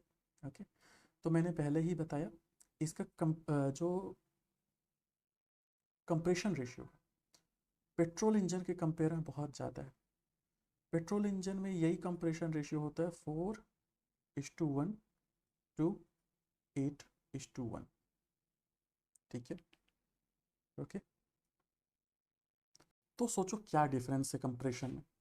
यहाँ पे 4:1 टू 8:1 पेट्रोल इंजन में वेरी कर रहा है, वहीं 14:1 टू 22:1 डीजल इंजन में वेरी कर रहा है। ये कंप्रेशन रेशियो क्या होता है, इसका कॉन्सेप्ट हम नेक्स्ट लेक्चर में पढ़ेंगे, जब हम सारे टर्मिनोलॉजीज को देखेंगे वहाँ पे देखेंगे कंप्रेशन रेशियो एक्चुअल में होता क्या है, ठीक है। फिलहाल आप इतना समझ लो कि डीजल इंजन में 14:1 टू 22:1 काफ़ी हाई प्रेशर है, वो डीजल इंजन में कंप्रेशन होता है, ताकि खुद से कंप्रेशन हीट की वजह से डीजल इंजन में इग्निशन हो सके। इसमें कोई एडिशनल स्पार्क प्लग का मैकेनिज्म नहीं होता है, ठीक है।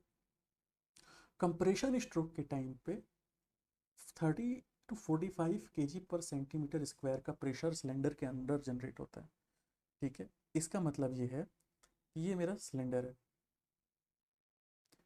पिस्टन टॉप डेड सेंटर से बॉटम डेड सेंटर से टॉप डेड सेंटर की ओर मूव कर रहा है, और जो air fuel mixture charge cylinder air जो है उसको कंप्रेस करना शुरू कर रहा है, ठीक है। कंप्रेस करना शुरू किया कर रहा है ताकि ऊपर उसी टाइम पे जब 15 डिग्री बिफोर रहेगा डीजल इसमें इंजेक्ट होगा। ये इतना हाई कंप्रेशन है, सॉरी ये इतना हाई प्रेशर है कि सिर्फ इस प्रेशर की वजह से जो एयर है इतना हीट हो जाता है कि डीजल इग्नाइट हो जाता है, ठीक है। 30 to 45 kg/cm² प्रेशर है कंप्रेशन स्ट्रोक का डीजल इंजन, ठीक है। जो टेम्परेचर है अराउंड 500 डिग्री सेल्सियस जाता है, ठीक है। इंजेक्टर जो इंजेक्ट करता है फ्यूल को, मैंने बोला था बहुत हाईली एटोमाइज, बहुत माइन्यूट पार्टिकल्स में इंजेक्टर डीजल को इंजेक्ट करता है, और इसका प्रेशर 120 to 200 kg/cm² है।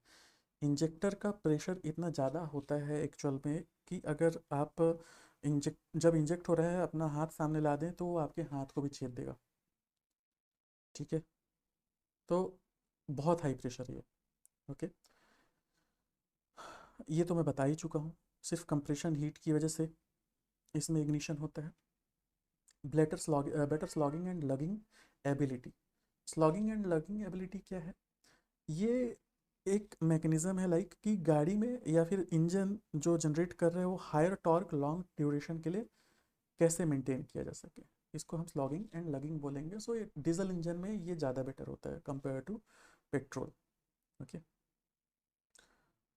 और बाकी बहुत ये भी बहुत कॉमन क्वेश्चन है जो बहुत बार आता है, comparison between diesel and petrol engine, ठीक है। तो जो डीजल इंजन है वो डीजल साइकिल पे बेस्ड है, पेट्रोल इंजन है वो ऑटो साइकिल पे बेस्ड है। ये डीजल साइकिल और ऑटो साइकिल क्या है नेक्स्ट लेक्चर में देखेंगे, इसका डेरिवेशन भी करेंगे, diesel cycle and auto cycle का, ठीक है। फ्यूल डीजल होता है डीजल इंजन में, पेट्रोल इंजन में पेट्रोल केरोसिन, या ऑटो साइकिल में पेट्रोल केरोसिन कुछ भी ले सकते हैं, ठीक है। मैं शुरू से बताया सिर्फ और सिर्फ डीजल इंजन में सिर्फ एयर कंप्रेस होता है और फ्यूल इंजेक्ट होता है, वहीं पेट्रोल इंजन में एयर और फ्यूल का मिक्सचर कंप्रेस होता है और ऊपर से एक स्पार्क दिया जाता है। Fuel is injected, air fuel mixture supplied, supply इसमें डायरेक्ट फ्यूल मिक्स होके ही जाता है। इसमें जो इग्निशन होगा, जो जलेगा वो हीट की वजह से जलेगा, कंप्रेशन की हीट की वजह से। पेट्रोल इंजन में क्या करके लगा के रखा है हमने, स्पार्क प्लग, ठीक है। थर्मल इफिशियंसी डीजल इंजन का ज़्यादा अच्छा होता है, that is around 32 to 38%। Petrol engine में वही 25 to 32%। थर्मल इफिशियंसी क्या है अगेन नेक्स्ट लेक्चर में हम समझेंगे, काइंड ऑफ एक इफिशियंसी है। Compression ratio 14:1 to 22:1, petrol engine में वही 4:1 to 8:1 होता है। फ्यूल कंजप्शन ऐसा बोलते हैं ना हम लोग कि डीजल गाड़ी की माइलेज ज़्यादा अच्छी होती है, क्यों होती है, क्योंकि ये इसका जो कंजप्शन है एक 160 to 200 gram per H P hour में कंज्यूम करता है, वहीं petrol engine 200 to 280 gram H P hour consume करता है, ठीक है। इनसाइड द सिलेंडर जो कंप्रेशन प्रेशर है ये 35 to 45 kg/cm² होता है डीजल इंजन में। ये इतना हाई इसीलिए है क्योंकि एयर को इतना हीट कर सके कि वहाँ पे इग्निशन हो सके। पेट्रोल इंजन में वही कंप्रेशन प्रेशर जो है वो 6 to 10 kg/cm² का होता है, ठीक है। यहाँ पे जो टेम्परेचर जनरेट होगा अराउंड टू 500 डिग्री सेल्सियस होगा, यहाँ सिर्फ 260 डिग्री सेल्सियस। ठीक है, यहाँ हाई टेम्परेचर जनरेट करने का भी रीज़न वही है, सेल्फ इग्निशन। यहाँ पे एक प्रॉब्लम होता है, डीजल इंजन का weight compare to petrol engine per unit power produce जो डीजल इंजन कर सकता है वो थोड़ा हाई होगा, ज़्यादा वेट का होगा, और पेट्रोल इंजन कम होगा। डीजल इंजन का ऑपरेटिंग कॉस्ट कम है बिकॉज इफ़िशियंसी अच्छा है, एंड पेट्रोल इंजन का हाई है कंपेयर टू डीजल इंजन। ठीक है, तो अब तक हमने यहाँ तक जो भी हमने समझा है कि एक्चुअल में इंजन क्या है,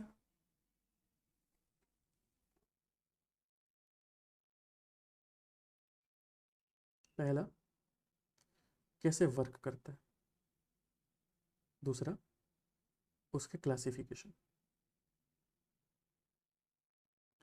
हमने इंजन को स्क्रैच से देखा, बेसिक से समझा। अब आगे चल के हम देखते हैं कि इंजन में कंपोनेंट कौन कौन से हैं, क्या क्या हैं और क्या काम करते हैं। ठीक है, कंपोनेंट ऑफ आईसी इंजन। देखो, हम लोग अभी तक जो भी बात कर रहे थे वो इस सिलेंडर की बात कर रहे थे। ठीक है, बट ओवरऑल इंजन में एक कंप्लीट ब्लॉक होता है, ब्लॉक के अंदर सिलेंडर होता है। ठीक है, साइड में ये सब जो दिख रहा है वाटर जैकेट है, वो कूलिंग सिस्टम में बाद में समझा दूंगा।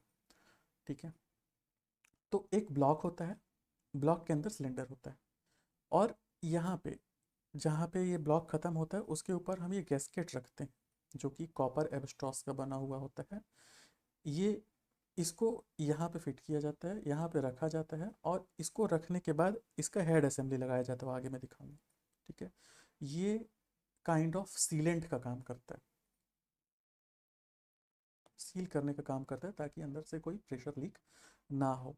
ठीक है, ये जो ब्लॉक है, block generally generally cast iron and aluminium alloy का बनता है। ठीक है, नेक्स्ट कंपोनेंट आता है हमारा पिस्टन। पिस्टन शुरू से हम लोग पिस्टन को ही पढ़ते आ रहे हैं। ये पिस्टन सिलेंडर के अंदर होता है। ठीक है, अब पिस्टन के कुछ कंपोनेंट को देख लेते हैं साइड में प्रॉपरली।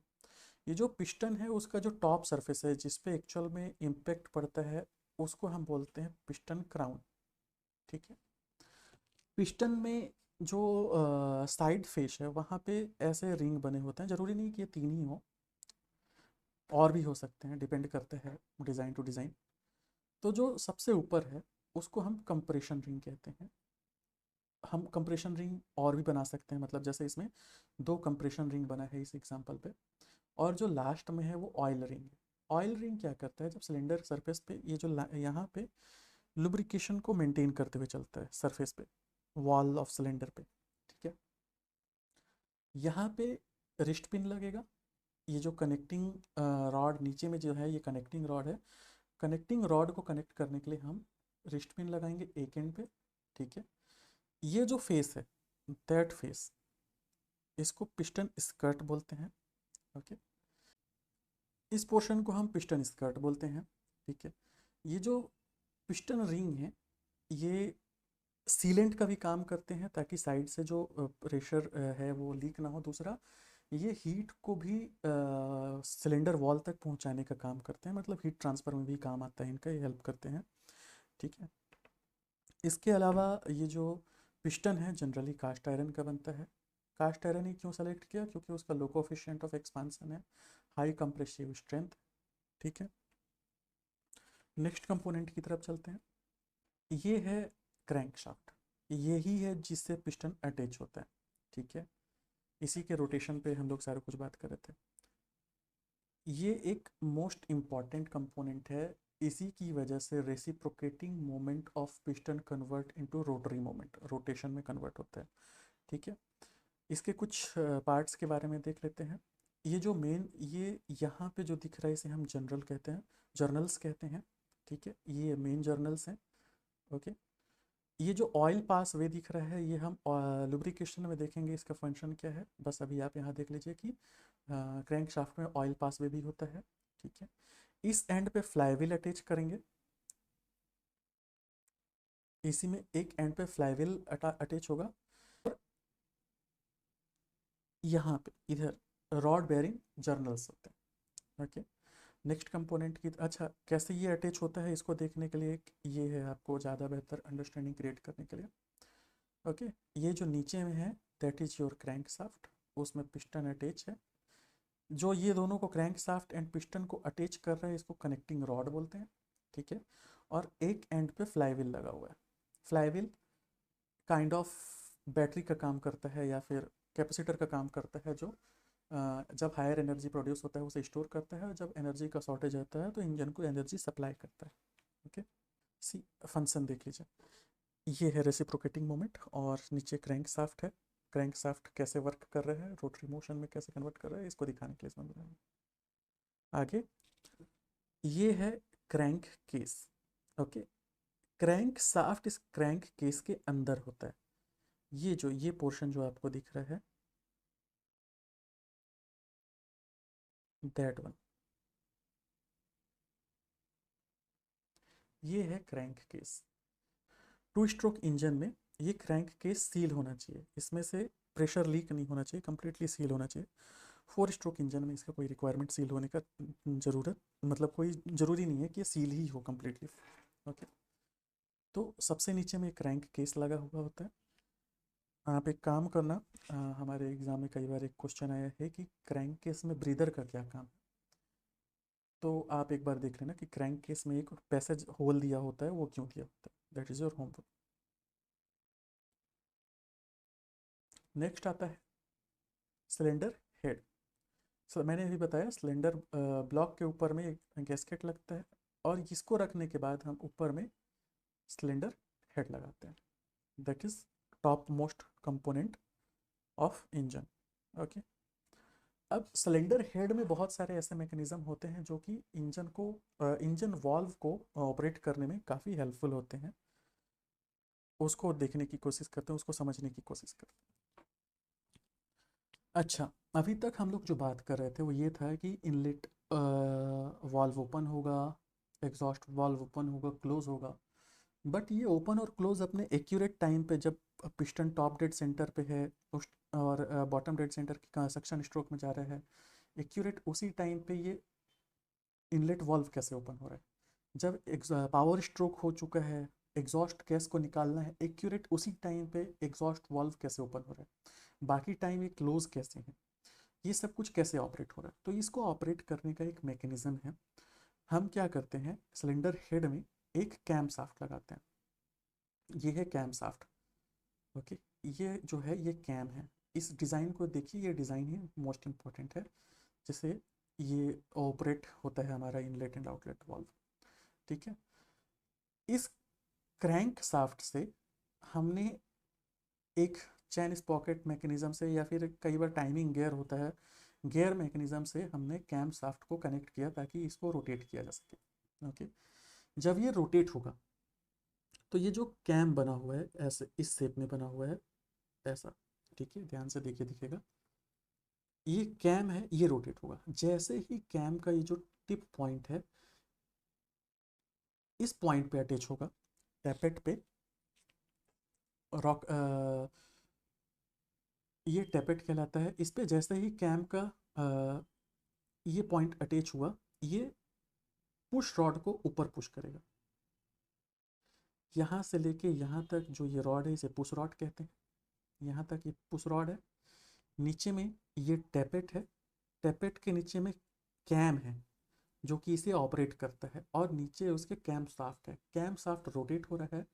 कैम शाफ्ट रोटेट होते हुए जैसे कैम टैपेट के पास पहुंचेगा, टैपेट को पुश करेगा, टैपेट पुश होगा, ये रोकर आर्म को पुश करेगा, और रोकर आर्म जब पुश होगा तो ये नीचे आके इसे डाउनवर्ड मोमेंट दे देगा। ये बेसिक मैकेनिज्म। आगे देखते हैं। सी, यहाँ पे ये कैम शाफ्ट रोटेट हो रहा है, ये कैम है,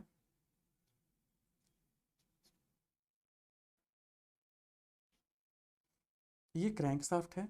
क्रैंक शाफ्ट से हमने कैम शाफ्ट को कनेक्ट किया है। कैम शाफ्ट में कैम्स हैं, और ये ओपनिंग क्लोजिंग मैकेनिज्म है। ये कैम शाफ्ट जब रोटेट होगा तो इसे पुश करेगा, और उसी टाइम पे हमारा inlet and outlet valve open होगा। ओके, इसको देखने समझ में आएगा, ये रोटेट हो रहा है। जब ये रोटेट होते हुए यहाँ पे टच करेगा, ये देखिए ये, तो इसे ओपन एंड क्लोज कर रहा है। ये रोटेट हुआ, रोटेट हुआ तो air and fuel mixture enter हुआ। ओके, ये इस समय रोटेट हो रहा है। कंप्रेशन स्ट्रोक के टाइम ये ओपन है, जब कंप्रेशन हो गया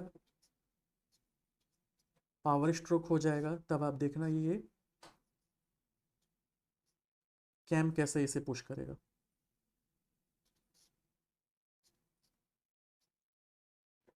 ये कैम आया और आउटलेट वाल्व को पुश करेगा।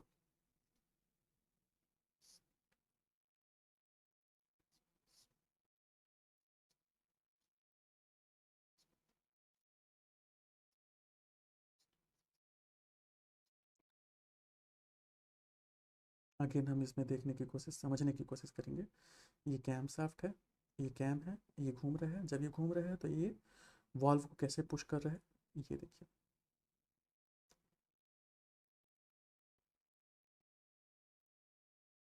और कैम को पावर हमने कहाँ से दिया, ये कैम शाफ्ट क्रैंक शाफ्ट से कनेक्ट होता है। एक चीज़ और नोटिस या ध्यान में रखने वाली बात है कि क्रैंक शाफ्ट और कैम शाफ्ट की स्पीड हमेशा हाफ होगी। किसकी स्पीड हाफ होगी, कैम शाफ्ट की स्पीड हाफ होगी compare to crank shaft. Okay,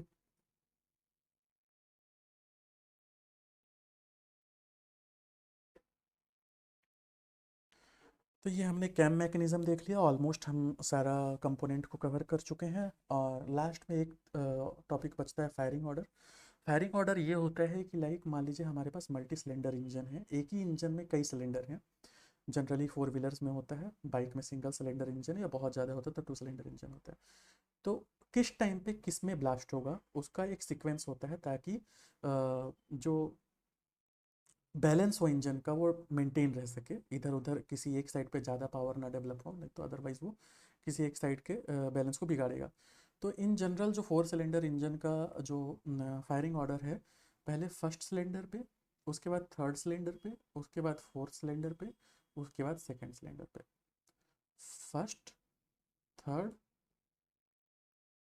fourth, second, इस ऑर्डर में 4 सिलेंडर पे होगा, या फिर फर्स्ट, सेकंड, फोर्थ, थर्ड, ऐसे इसमें फायर होगा। और 6 सिलेंडर में 142635 या 153624। ये ओवरऑल ये याद ध्यान में रखने वाली चीज़ है, इसको आप ध्यान में रखिएगा। तो यहाँ पे हमारा ये बेसिक अंडरस्टैंडिंग जो क्रिएट करने के लिए मैंने लेक्चर बनाया था वो ख़त्म होता है। ये लेक्चर कैसा है, इसमें क्या इम्प्रूवमेंट करना है, आप इसके बारे में मुझे कमेंट करके ज़रूर बताइएगा। आगे क्या इम्प्रूवमेंट चाहते हैं, मैं इसे और किस तरीके से बनाऊं। दूसरा, हमारे चैनल को सब्सक्राइब कर लीजिएगा और इस लेक्चर के नोट्स को लेने के लिए आप हमारे टेलीग्राम को ज्वाइन कर लीजिए। एग्रीकल्चर से जुड़ी सारी ऑप्शन